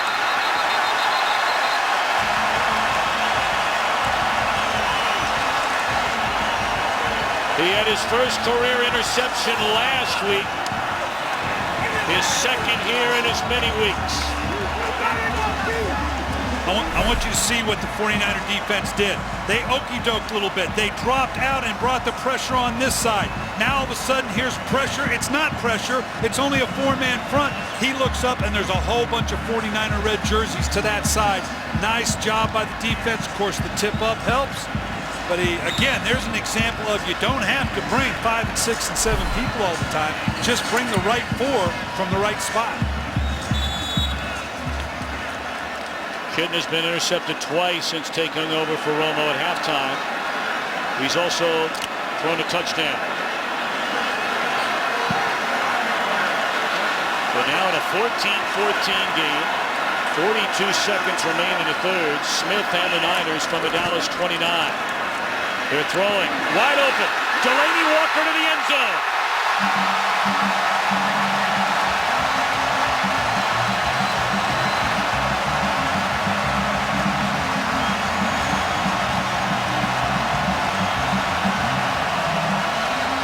Brian Billick, you said on the Niners' last offensive possession they needed to start thinking about the home run ball or a bigger play. That's it. And Jerry Jones knows it. That hurts. That was a matchup you don't want. Anthony Spencer on Delaney Walker, one of the niftier tight ends in the league.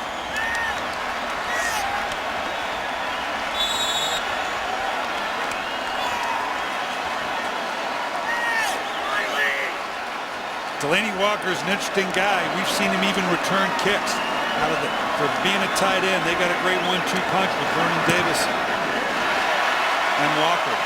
Yeah, Walker be starting for most teams. Yeah, and we'll come back and show you that at some point, I'm sure, when we come back. The way they aligned it right here, where he's off the edge here, he's going to end up one-on-one. This is a tight end. They're in a run formation right here, and all of a sudden you got a blitz peel and run with a very fast, gifted tight end. That's not exactly how it's drawn up for Anthony Spencer. You don't want to make a living doing that because the outcome's going to be the same. You're counting on the ball coming quick when you put a big defensive lineman, or they call him an outside linebacker. He's a defensive lineman running with Delaney Walker.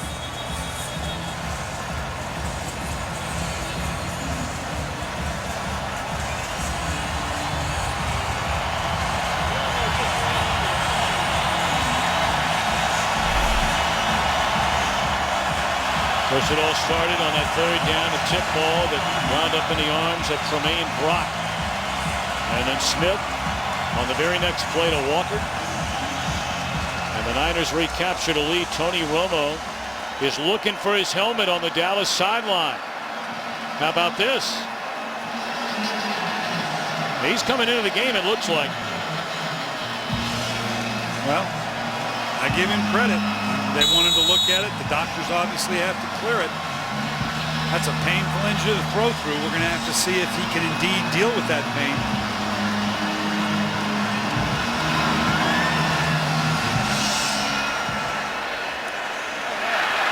Out of the end zone. Romo came trotting out. He's asking everybody where they put his helmet. They find it in a hurry. And Tony Romo, who left the game with the team at halftime, we did not know at the time that he was hurt. Took that big hit from Carlos Rogers. Did not come out for the second half until the fourth down punt was in the air. It looked like he was going to come back on the field to begin the third quarter. And both coaches have to account for this. Jason Garrett and his protection scheme to take care of Tony Romo, and Vic Fangio on the San Francisco 49ers side. You know what? I want to get a couple hits on this guy. See if he can hold up. Felix Jones also playing with an injury. Flag comes down. Jones picks up 3.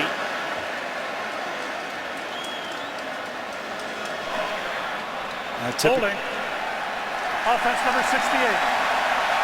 10-yard penalty. Repeat first down.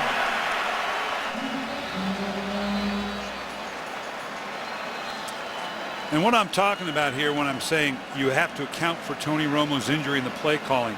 Whatever your protection schemes are for the game, you got to think a little bit more about 6-man schemes, 7-man schemes, play action pass. You don't want to expose your quarterback that's got sore ribs to some hits. And if I'm Vic Fangio on the other side, I'm going to try to bring, again, I don't have to bring more than 4 or 5 guys, but I'm going to pull whatever I got in my bag of tricks to see if I can get a hit on a quarterback, whether it be a corner blitz or a stun on the inside, to see if I can get a free hit on this guy that's dealing with some sore ribs. Outstanding defensive play by Whitner. And again, Romo throwing his hands up in the air in disbelief. I want you to watch right here, just what I'm talking about. An inside rush. I want you to watch the end of the play. That's Aldon Smith, their rookie out of Missouri. This is an outstanding pass rush specialist. Nothing illegal about that. Something as subtle as that. The ability to get in there and get the quarterback to the ground. A guy dealing with a rib injury will pay dividends as the game goes on. Should be the final play of this third quarter.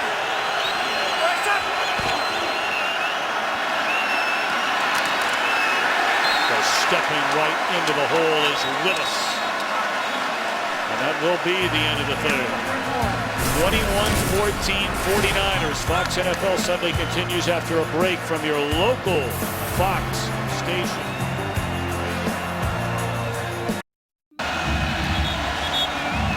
Tony Romo comes out to begin the fourth quarter. He had the fumble at the goal line.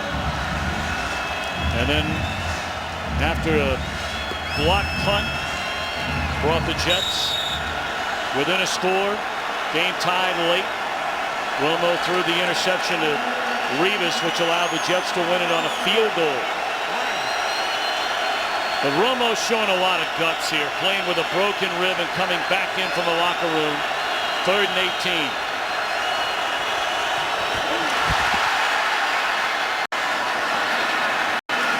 Choice out of the backfield, well short of the first down. Dallas will punt. Well, Jason Garrett said that part of the affection he has for Tony Romo, he says he is Burlington, Wisconsin. Meaning, look, for all the persona of Tony Romo and all the things that people one way or the other, this guy is mid-America. He's competitive. He's tough. He's fought his way up. He's an undrafted free agent. There's a lot to like about Tony Romo.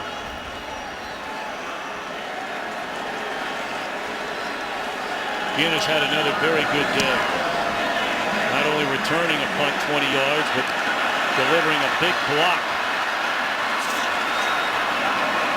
And he is wrestled down to the ground by John Phillips. Good field position again for Smith and San Francisco. Game on Fox is sponsored by Taco Bell. Think outside the bun. By DirecTV, this season NFL Sunday Ticket is included when you switch. And by Dodge Journey, the search engine for the real world.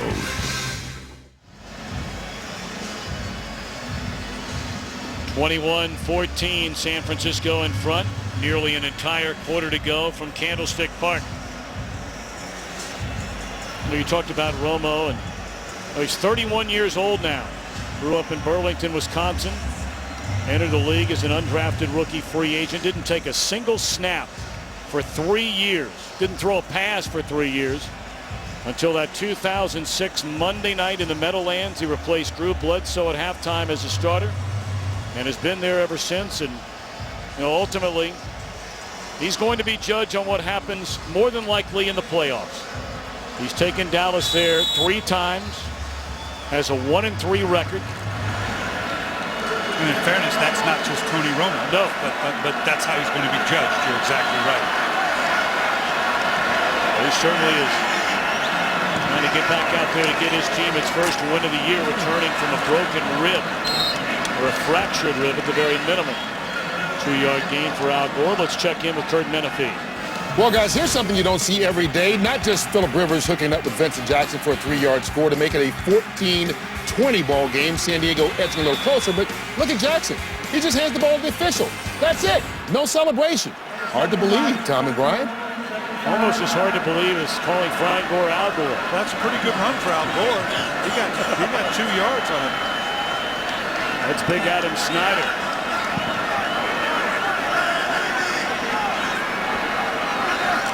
That's an extra offensive lineman. And Frank Gore to the 40 will bring up 3rd down and 3. Frank Gore, Al. That's a good run. That's a good. Yeah, I get in behind that offensive line. This is where a Frank Gore shows up. That pod and that big offensive line I talked about. This is where you try to take over a game. And I know we're at 13 minutes and 24 in the 4th quarter, but the physicality that the 49ers want to have. We got a flag here. You know what? They just decided they wanted to throw the flag. Let's see what's going on here. Substitution likely when something like this happens. And Jim Harbaugh is having none of it. I'm betting it's a substitution. Too many guys in the huddle. You read his lips. You can't call that. Illegal formation. Offense. Number 68 did not report as eligible. Number 75 reported as an eligible receiver. 68 lined up in an eligible position. And we're talking about some of the shifting the 49ers are doing. They're putting extra linemen in. They're unbalancing the line. They're shifting from one side to the other. And when you put a lineman in a tight end position initially, they're saying he did not report because you have to alert the defense that this offensive lineman number, in this instance number 68, is lined up in a tight end position, then allows you to shift. So a lot of moving parts. Well, I got to tell you, I mean, I don't know if I've seen a coach as upset as Harbaugh is right now about this call. Yeah, and if there's only one question: did he report or not? And that's the only question here, because it was legal if he reported. They're saying he didn't. It's he said, she said. I've been in enough of those. The officials are going to win that one.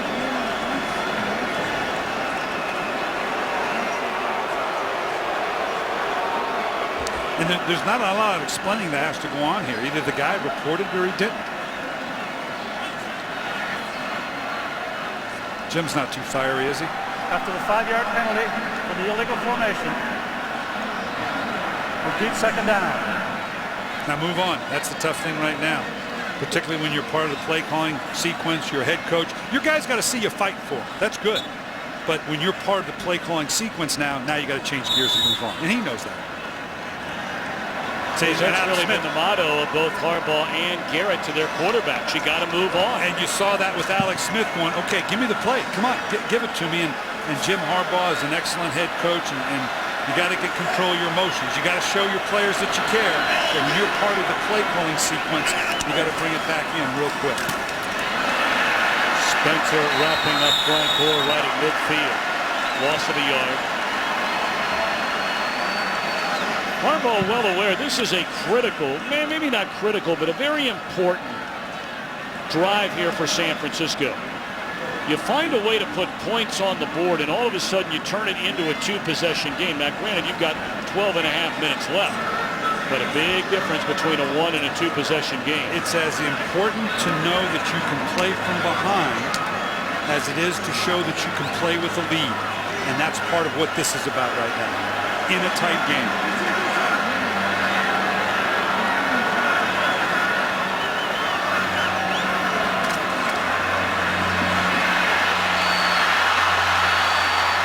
Smith lunging forward, took a shot from Sensabaugh.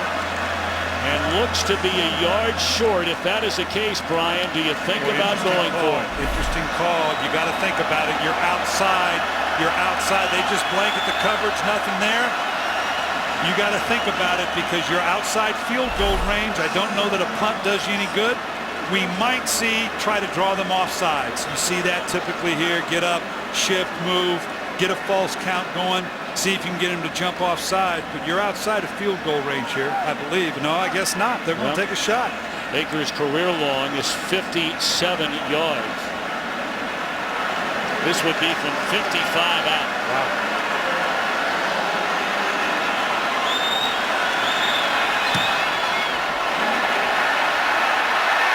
Nailed it. You better believe it.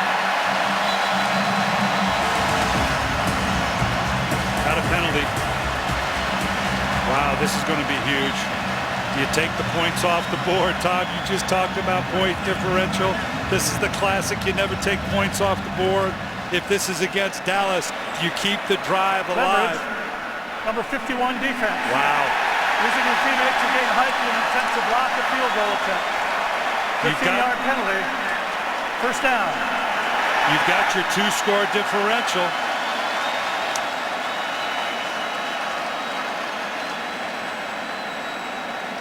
Well, Brian, I mean, you have a chance here now. You might take the 3 off the board, but you're talking about a fresh set of downs, more time off the clock. No question.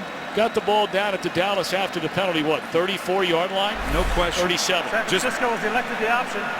You can just see on the outside here, you cannot, you can go over the top of the line. Well, Brian, you asked the question, would you take points off the board? And apparently there, Jim Harbaugh is going to say, I want the 3. 2-score differential. You said it earlier. That's important.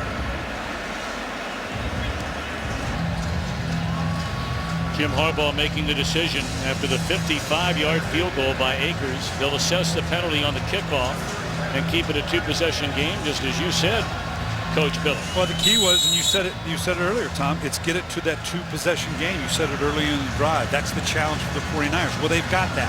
And that 10-point differential, you can make a case the other way. Don't get me wrong, but this is not the wrong decision by Jim Harbaugh.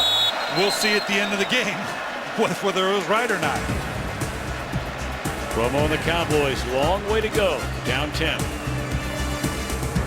Today's game is sponsored by Pizza Hut. Your favorite plays deserve your favorite pizza. Your favorites, your Pizza Hut.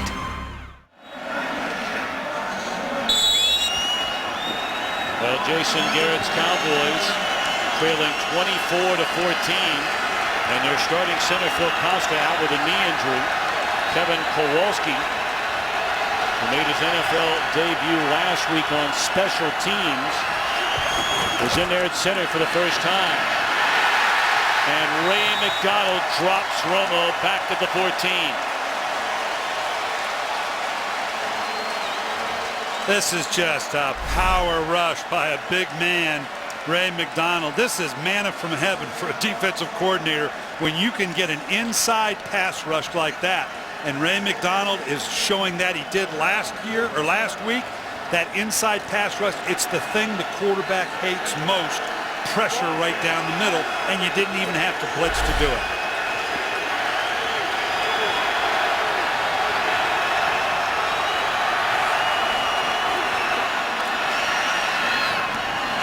Over 3. A first down up to the 32. Nice throw. Oh, he's coming up lane little too. Boy, they're dropping like flies here. And Romo was on the ground after that throw. He has taken some hits.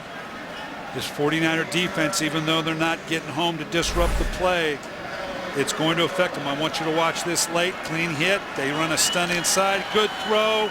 He goes down. Innocuous enough. Real easy. The tackle knocked him down, but every time he hits the ground, it has an effect. 53. Blue 80. Blue 80.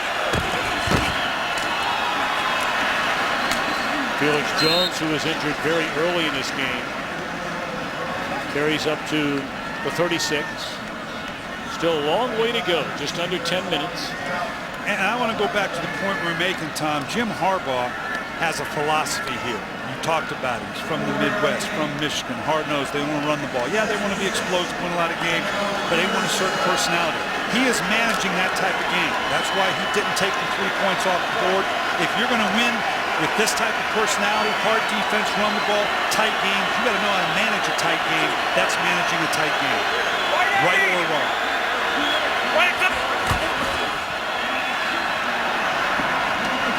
Good throw by Romo, and breaking a tackle is Austin, and he's down to the 39. Clock still rolling at the 9-minute mark.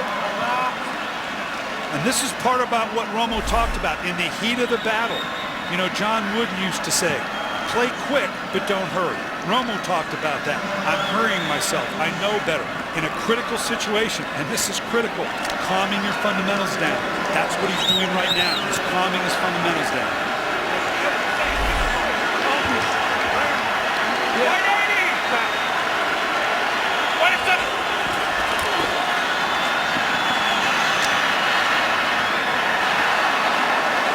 Dangerous throw there. Trying to find Phillips. And right alongside of him, Navarro Bowman. Bowman in his first year as a starter. And they're very excited about the way the former Penn State Nittany Lion is coming on. Yeah, and Patrick Willis has talked about that before, too. He likes having Navarro Bowman with him inside. In the Vic Fangio defense, linebackers cover defensive line. Secondary covers the linebackers. It's a meshing defense, but they cover each other. He likes the relationship he has with Navarro Bowman.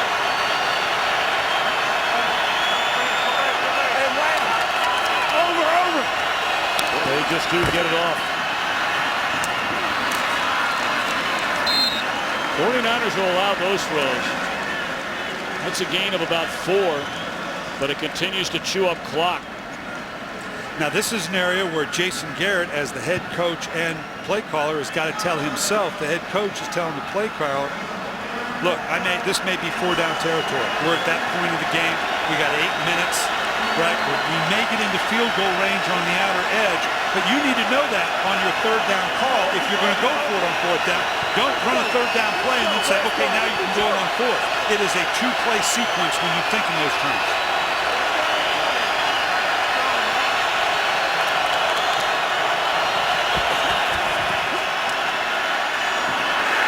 Looked like that ball may have been tipped, but Rodgers was right there alongside Witten. Now, it's such a long field goal here. You're looking at 53 yards. Now they're going for it, and this is exactly what I'm talking about. And I'm not going to argue with the call. Whatever the call is, it is. Some might say, well, if I'm going to go 4 down, let me run on a 3rd down that they typically might not think you do, and then give yourself a 4th down chance. So I'm not going to question the play calling, but clearly that was the sequence. You got to know you're going for it on 4th if you call a 3rd down play in this situation. Again, keep coming back to Jason Witten. But of course, the 49ers know that too.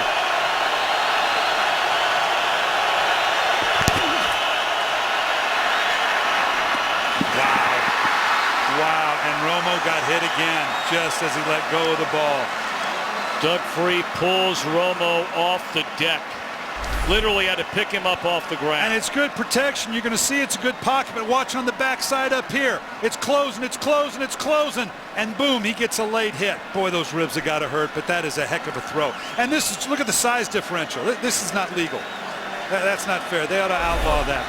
Nothing against my man Dotnay Whitner, but with Jason with Jason Witten as big as he is, that's why the quarterback goes to him in that situation.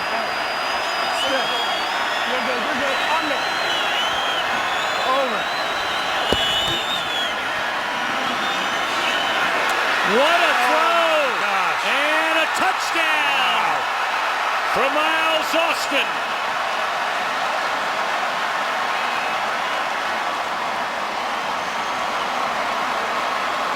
Ladie Williams gambled and came up empty.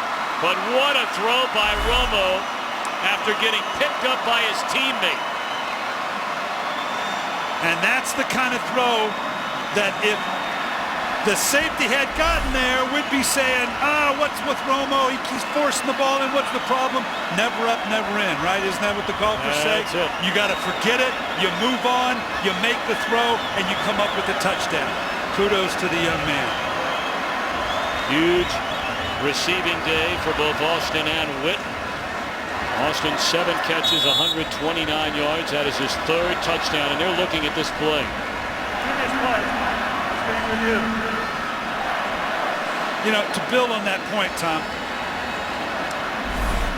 we'll talk about it when you get back. Look at this.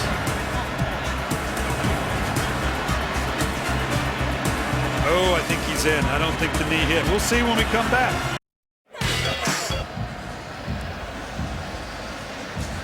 Well, you can see right here, the key is, does he have control? Yes. Does the knee touch the ground before he breaks the plane? No. Does he maintain contact as he breaks the plane? Yes. That should be a touchdown.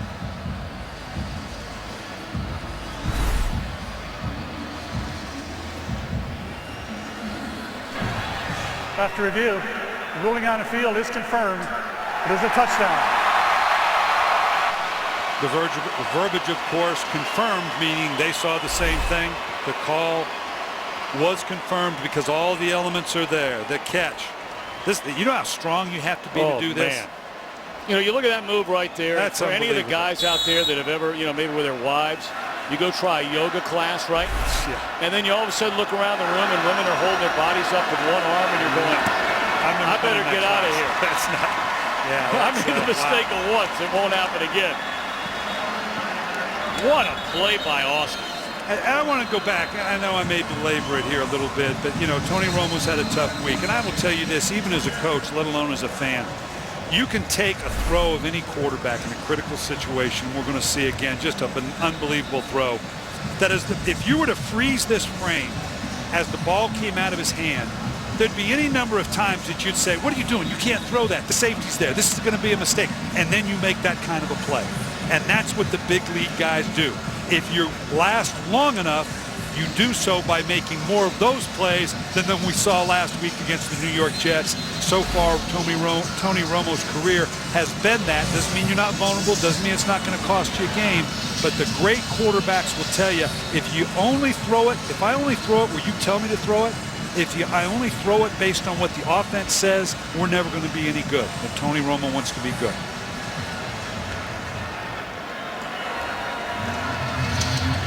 Romo has hit on 14 out of 26, 231 yards, a couple of touchdowns. He's not been intercepted. Miles Austin, 3 touchdowns in a game. First time he's done that.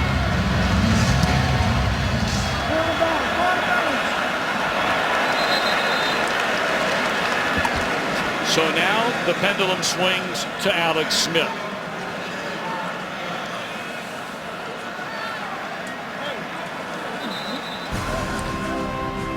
We'd like to welcome the men and women in uniform serving around the world, watching our broadcast today in 175 countries on the American Forces Network. We cannot thank all of you for all you do. We hope you're enjoying today's game. God bless you.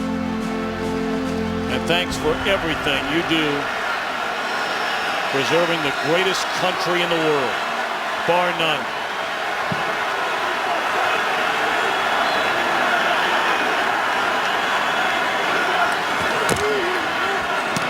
Quick hit to Joshua Morgan.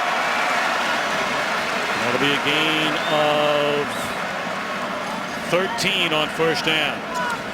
Tom, situational offense, and there's any number of different situations. Third down, backed up, 2-minute. This is classic 4-minute offense. Now, I know there's 6:30 on the clock, but 4-minute mentality says our job now to preserve a win via what we talked about earlier, bypassing the first down, taking the points that came on the board, is we don't give this ball back to the Dallas Cowboys. That's the challenge to Alex Smith and Jim Harbaugh right now. 7 offensive linemen on the field for the 49ers. San Francisco. And that goes to the mentality that I'm talking about. 30-second timeout. I'll come back to that. A timeout by Jim Harbaugh. Let's check in with Kurt Menefee. And we keep checking in with Tom Brady, who just keeps on doing it. 381 yards and 3 touchdowns, and they're still midway through the fourth quarter. His 898 yards total, the most ever by a quarterback in the first 2 games of the season. New England trying to hang on against San Diego, up by a touchdown with under 6 minutes to go. Tom and Brian? Well, Tom Brady, like Jim Harbaugh, a Michigan man. What San Francisco's doing right now is along that 4-minute mentality. They've got the extra linemen in. They want to push it around. They're doing some shifting and motioning to calm down the front 7 of the Dallas Cowboys. And you got to make sure you get it right. You don't want a penalty here. Gain of 3. Call it 2 by Frank Gore. It's been a very quiet day again for Gore. 19 rushes. 40 yards. He only had 59 yards rushing in the opener. And we mentioned what a great job Dallas did against a run-oriented New York Jets team last week. Yeah, and that's something that the 49ers are going to have to look at because they didn't run the ball very well last week. At least they've stayed with it here. They know, and we're going to see a bunch of it here in this drive if they can maintain it.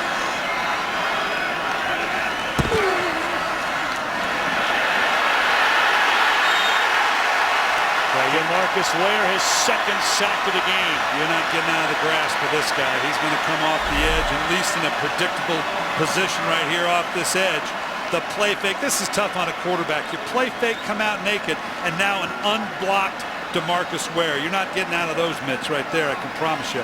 That's a quarterback's nightmare to see one of the top sack men in the league totally unblocked. I can see his number, his face mask, and smiling at me and taking me down to the ground. A pair of sacks today, a pair of sacks last Sunday. 19 career multi-sack games for Ware, which ties for the most in Cowboys history.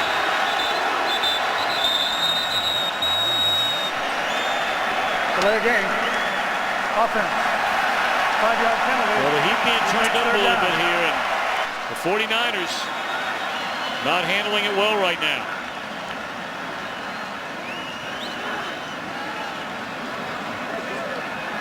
Jim's upset about something, but again, boy, you got to move on. You got to move on. You know, you look down that play sheet that he's calling off right there. There's not a whole lot of 3rd and forevers. You can only plan for so much. You don't want to put him on a short field. Maybe throw an intermediate route. This is clearly going to take a throw, run, or catch and run rather than think you're going to get it in a shot thrown for the chains. They're going to be lucky to get this off. They just do.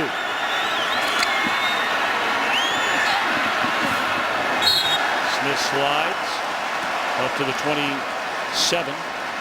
So the clock will wind down under 4:30 to play here in the fourth quarter. And the Cowboys will get the football. When we talk about turning points, big plays, tipping points, Tom, Andy Lee needs to crank off one of those punts we saw earlier in the game. That could make a huge difference in this game. He needs to get his foot into this one. He needs to change the field position equation in the favor of the 49ers with a good kick. And that he does. My, oh my. Boomer. All the way back to the 10. And McCann is run out of bounds at the 24. 64-yard punt by Andy Lee. He's been a Pro Bowler in 2 of the last 4 years. We'll get ready for television's biggest night. The 63rd Primetime Emmy Awards hosted by Jane Lynch. The laughter, the surprises, the red carpet preview show. The 63rd Primetime Emmy Awards live tonight only on Fox. Dallas with 2 timeouts remaining, 4 minutes and 3 seconds to go, and the 49ers up by 3. See what Romo has done prior to getting hurt and since. The injury focused him. You got to see a lot of Miles Austin, a lot of Jason Witten in this drive. But it was interesting. You saw him talking to that man, Jesse Holley, on the sideline before this series began. perhaps saying that's what the 49ers are thinking exactly about. Right. Well, it takes a village, right? Isn't that the term? Everybody's got to chip in. What happened to you? Yeah, you need a big city for me. A small village isn't going to get it done. But at some point in this drive, again, the third down, big play. This is great because they're going to give you these other guys, but your playmakers are the ones that are going to show up. Monday.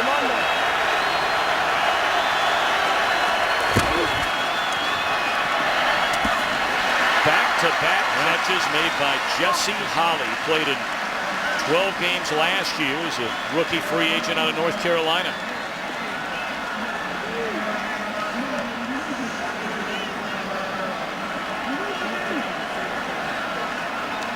They're using it all now. This is the type of stuff, given the offseason we had, the limited training camp, the situational stuff that coaches were most worried about. This is interesting to see how Dallas, again, in a 2-minute situation at the end of the game. Nice ball. That's a rookie, DeMarco Murray, to the San Francisco 27. Here's what we were talking about before this series began. Romo talking to a guy who had never had a catch on the sideline ever in his career. And Romo told us what he told us the other day. Hey, I'm the big brother now. I'm the senior. I'm the statesman. I got to take the leadership role. He's earned that. He's been there. That's exactly the example of what we're talking about. He's taken total control of this offense, of this football team.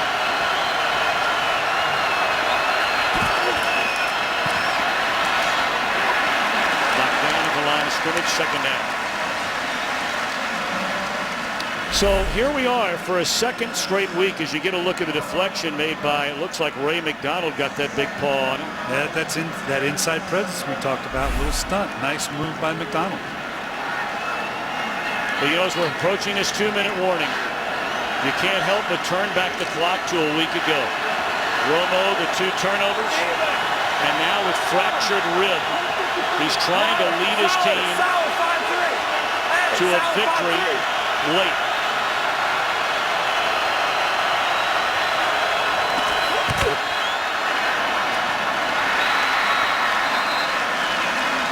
That'll be short of a first down on a catch by Murray out of the backfield, and that brings us to the 2-minute warning. Can Romo bring the Cowboys back?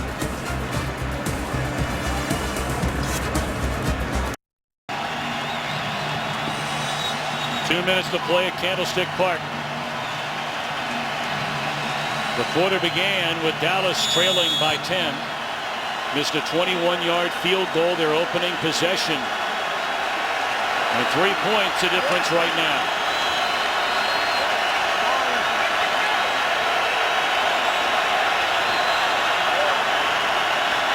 Comes pressure.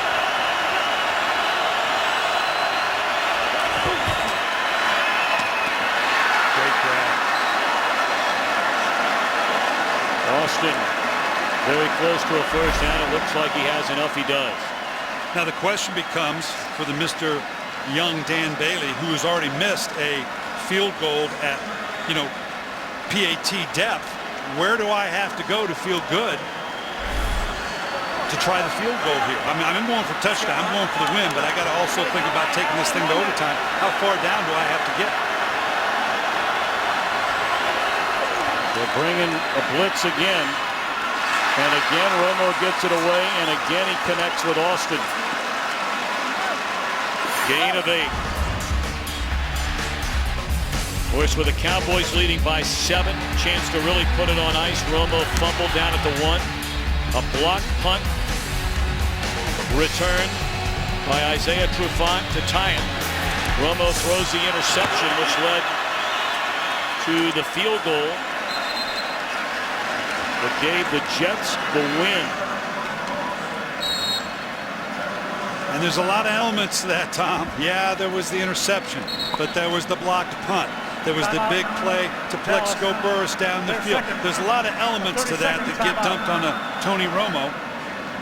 They, I believe, are obviously in a comfortable area in terms of attempting a field goal here, I guess. I don't know what young Mr. Bailey's range is. The wind is a non-factor uniquely here at Candlestick Park. Very rarely is it not. A missed field goal early in the game has already seen its effect. Would be tied up right now if he had hit this chip shot. It's easy to call a chip shot when I'm not the one attempting it.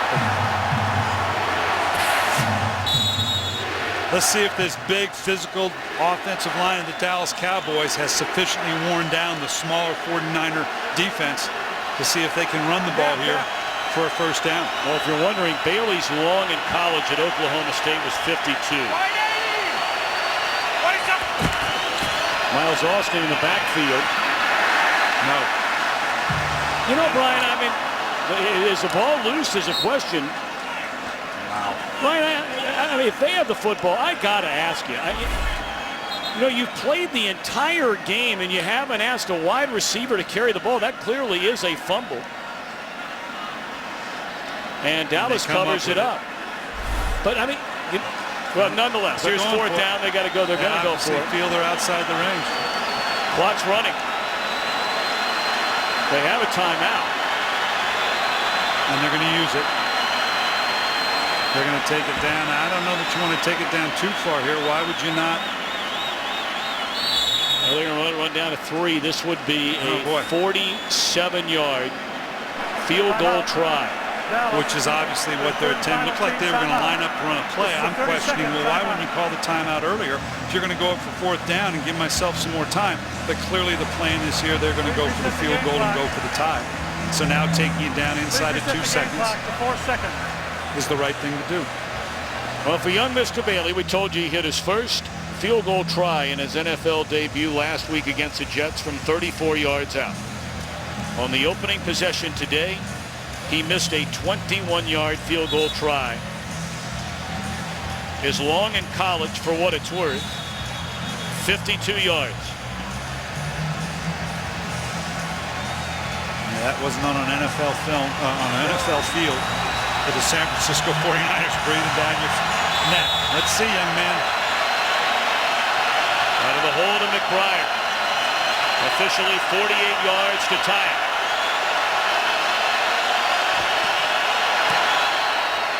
He nailed it. Good for him. Redeemed himself from the earlier miss. Good for him. A week ago, Romo and the Cowboys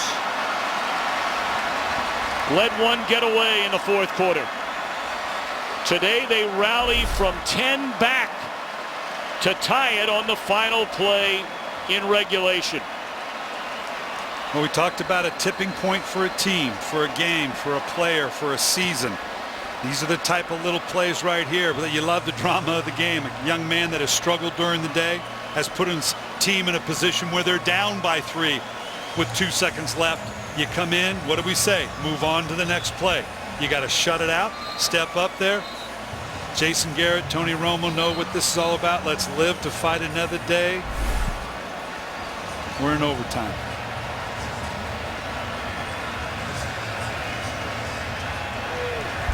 Rallying up. Jim Harbaugh says, you know what? And that's the toughest task. The Cowboys are pumped up. They've taken it to overtime. As a coach, and Jim Harbaugh very wisely, hey, my team might be down. I got to get my team emotionally pumped up because they're the ones that were just tied. Let's crank this thing up.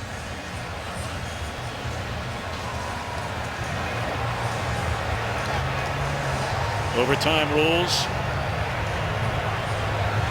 They'll flip the coin, play 15 minutes. Each team awarded with 2 timeouts. And the bottom line, the first team to score is all she wrote. Game over. Okay, gentlemen, in the overtime, we have fourth quarter timing. Each team is entitled to 2 timeouts. First team to score wins the game. Dallas, it's your choice once again. The logo represents heads, shield represents tails, and your choice is? Tails. We call tails. It is heads. It's received. San Francisco has won the toss. Let's receive. Alex Smith and the 49ers get the football first in the overtime. When we return to San Francisco, it's the NFL on Fox.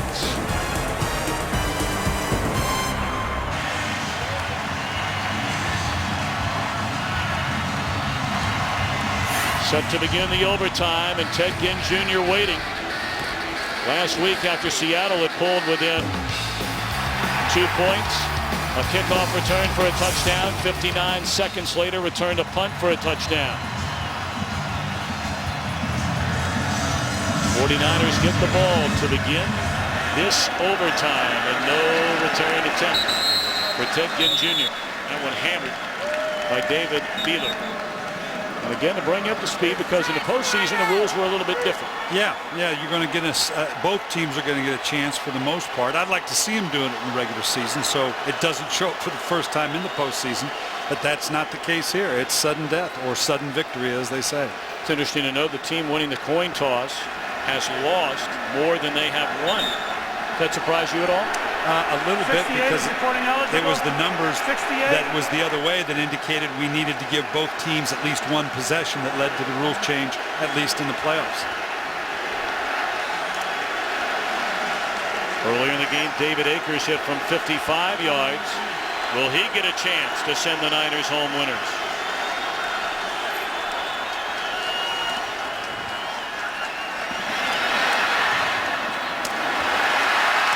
Gain of 12 on the pass to Ginn.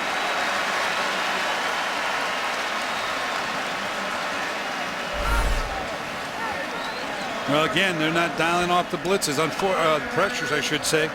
Unfortunately, Mike Jenkins slipped down at the end. They got to check their new shoes. We've seen a couple guys go down. Remember the big touchdown by Miles Austin was with the 49er falling down.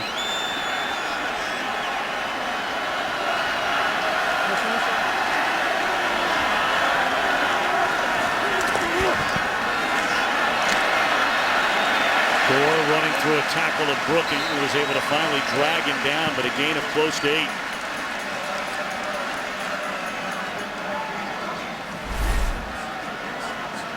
Look at the way he covers up the ball. This is the veteran consummate pro of Frank Gore. And look at the positive yards. That's a big man, linebacker now. He's taken for a ride there. Got the ball covered up. Not going to risk the turnover.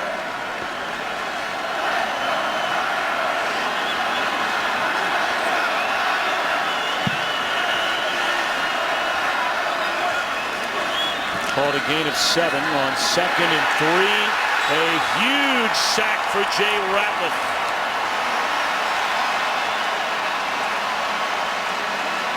Nice job on the outside by DeMarcus Ware. Watch this. He blitz peels. It looks like they're going to get outflanked, and all of a sudden he peels, runs with Gore. Alex Smith has no place to go. Waiting for the posse to show up on the inside. Nice, well-orchestrated pressure. Nice play by DeMarcus Ware. 3rd and 11.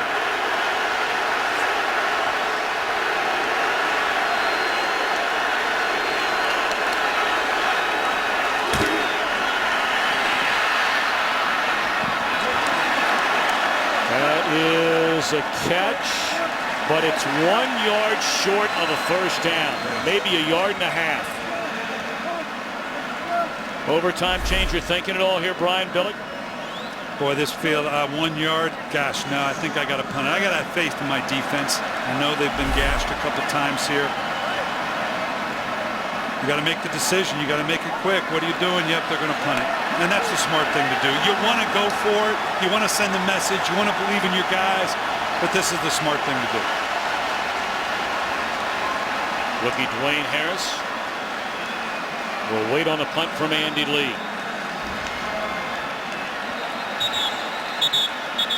Now they're going to rethink it a little bit. Yeah, I'm going to talk about it. Timeout. San Francisco. They're first. A 30-second timeout. Well, by calling a timeout, it certainly tells you he is perhaps really thinking about this, because they could have let the clock wind down and take the penalty and give Lee a little more room. Well, and then now it's okay. What are our options? How comfortable I am with it? I don't know that the timeouts should make much of a difference in terms of do you want to go for it or not. And I'm going to give you the most compelling reason why they should probably go for it. Is because I'm likely going to miss my flight with the overtime. So they're reviewing to see whether or not this is a catch by Ted Ginn Jr. Wow, interesting. Now, it looked like he had it in. I'm just kidding, of course. I'm loving watching this overtime. So they're going to take a look at this one upstairs. The question becomes, does he regain control? You can see a little bit of a bobble here. He's got his feet in bounds. He doesn't have it in control. Now he does. The knee's down. He's not out of bounds yet. Did he regain and maintain control? No, may not. I didn't see the shading of the field. It looked like to me, Tom, like he may have still been bobbling it now that I see it from that angle in the white. Yeah, the left knee looked like it had already hit out of bounds. I think they're going to bring this play back. Yeah, I think you're right. Take a look at it. It's hard to tell that angle as opposed to the other angle. It looks like, now we can't see it here. Stop it right there. I think the white is in here. Yeah. We can't quite see that from here. It looks like the line's there. It is not. I'm looking at the tarp.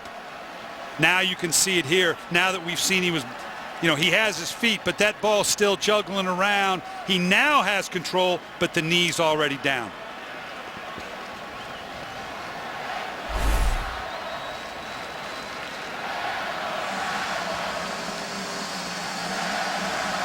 So if that is the case, that may be taking a little bit of why, okay, well, where do we respot the ball? We got to go back.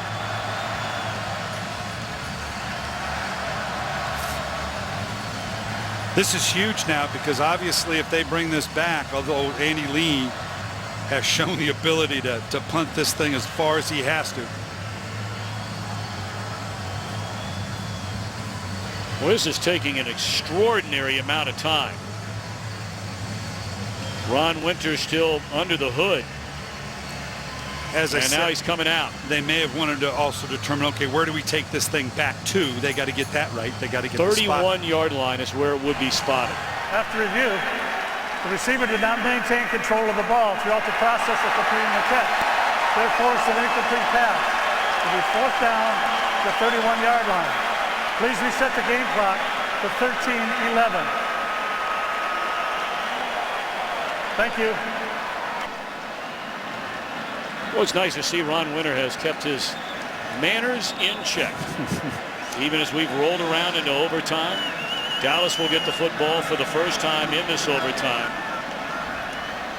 Last time they asked Andy Lee to give him a big punt. He hammered 163 yards, but it should be noted he kicked it so far that Harris was able to bring it back 14 yards, setting up that final drive to tie it on the field goal. Yeah, that's the proverbial out-kicking your coverage. Boy, and this kid's got the leg to do it. Needs to angle it to one side or the other. Limit the lanes that the return man can take.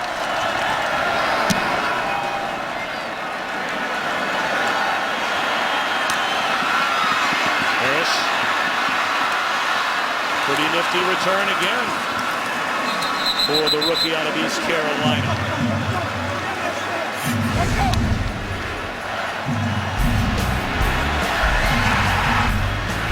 Miles Austin, a touchdown. Delaney Walker, and then the comeback begins. A touchdown to bring him within 3, and then the final play of regulation. The field goal from the rookie Bailey.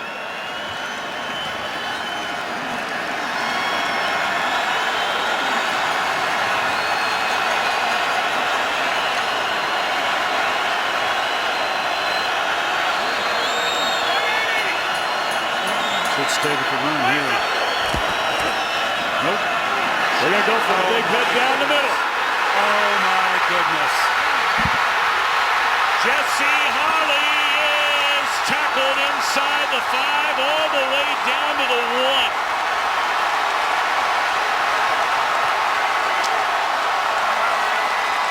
"77 yards.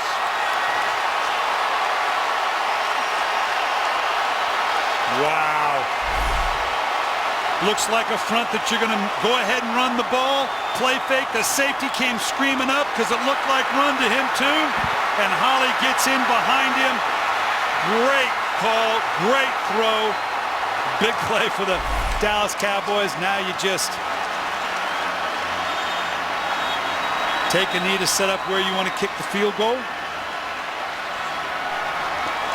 or you just go ahead and kick the field goal. Not quite sure what Jason Garrett wants to do here, unless he wants to move it to the middle of the field, but you just make the kick and go home. Yeah, he's going to do that now. How about Jesse Holley? He's never had a catch in his NFL career than prior to the last drive. With the Cowboys down 3, we noted at the time, I'm looking for you on this upcoming drive. We're assuming that's what Romo was saying to Holley. He completed a couple of passes to him on that drive, and for a young man out of football, 2007 on the Bengals practice squad, did not play for anybody in 2008. A year later on the Dallas practice squad, then last year finally got a crack at it. Did not make a single catch in his career until today.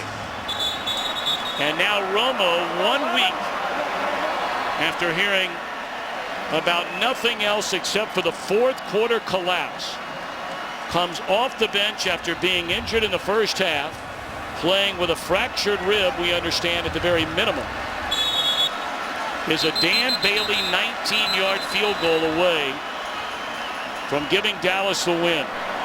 And Jim Harbaugh is going to call timeout. Again, we remind you, Bailey missed from 21 yards on the first possession of the game.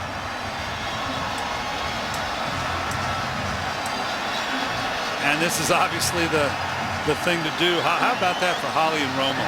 How about Tony Romo with the week that he's had?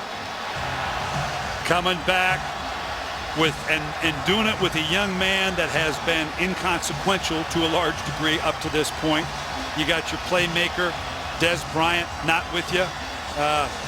This is what legends are made of, and Tony Romo stepped up to the challenge today. The last time Jesse Holley made a game in a catch in a regular season game, you have to go back to the fall of 2006 at the University of North Carolina. Never hear of Wally Pipp? I've heard of him. Right? You never know. You never know. That's right. Well, now, just like we never know, 19 yards is not automatic.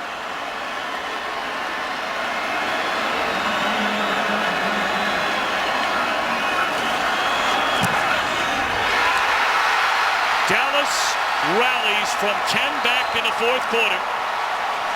A week after blowing a 14-point fourth quarter lead to win in overtime, 27-24. It'll be a better week for Tony Romo and the best week ever for Jesse Holley.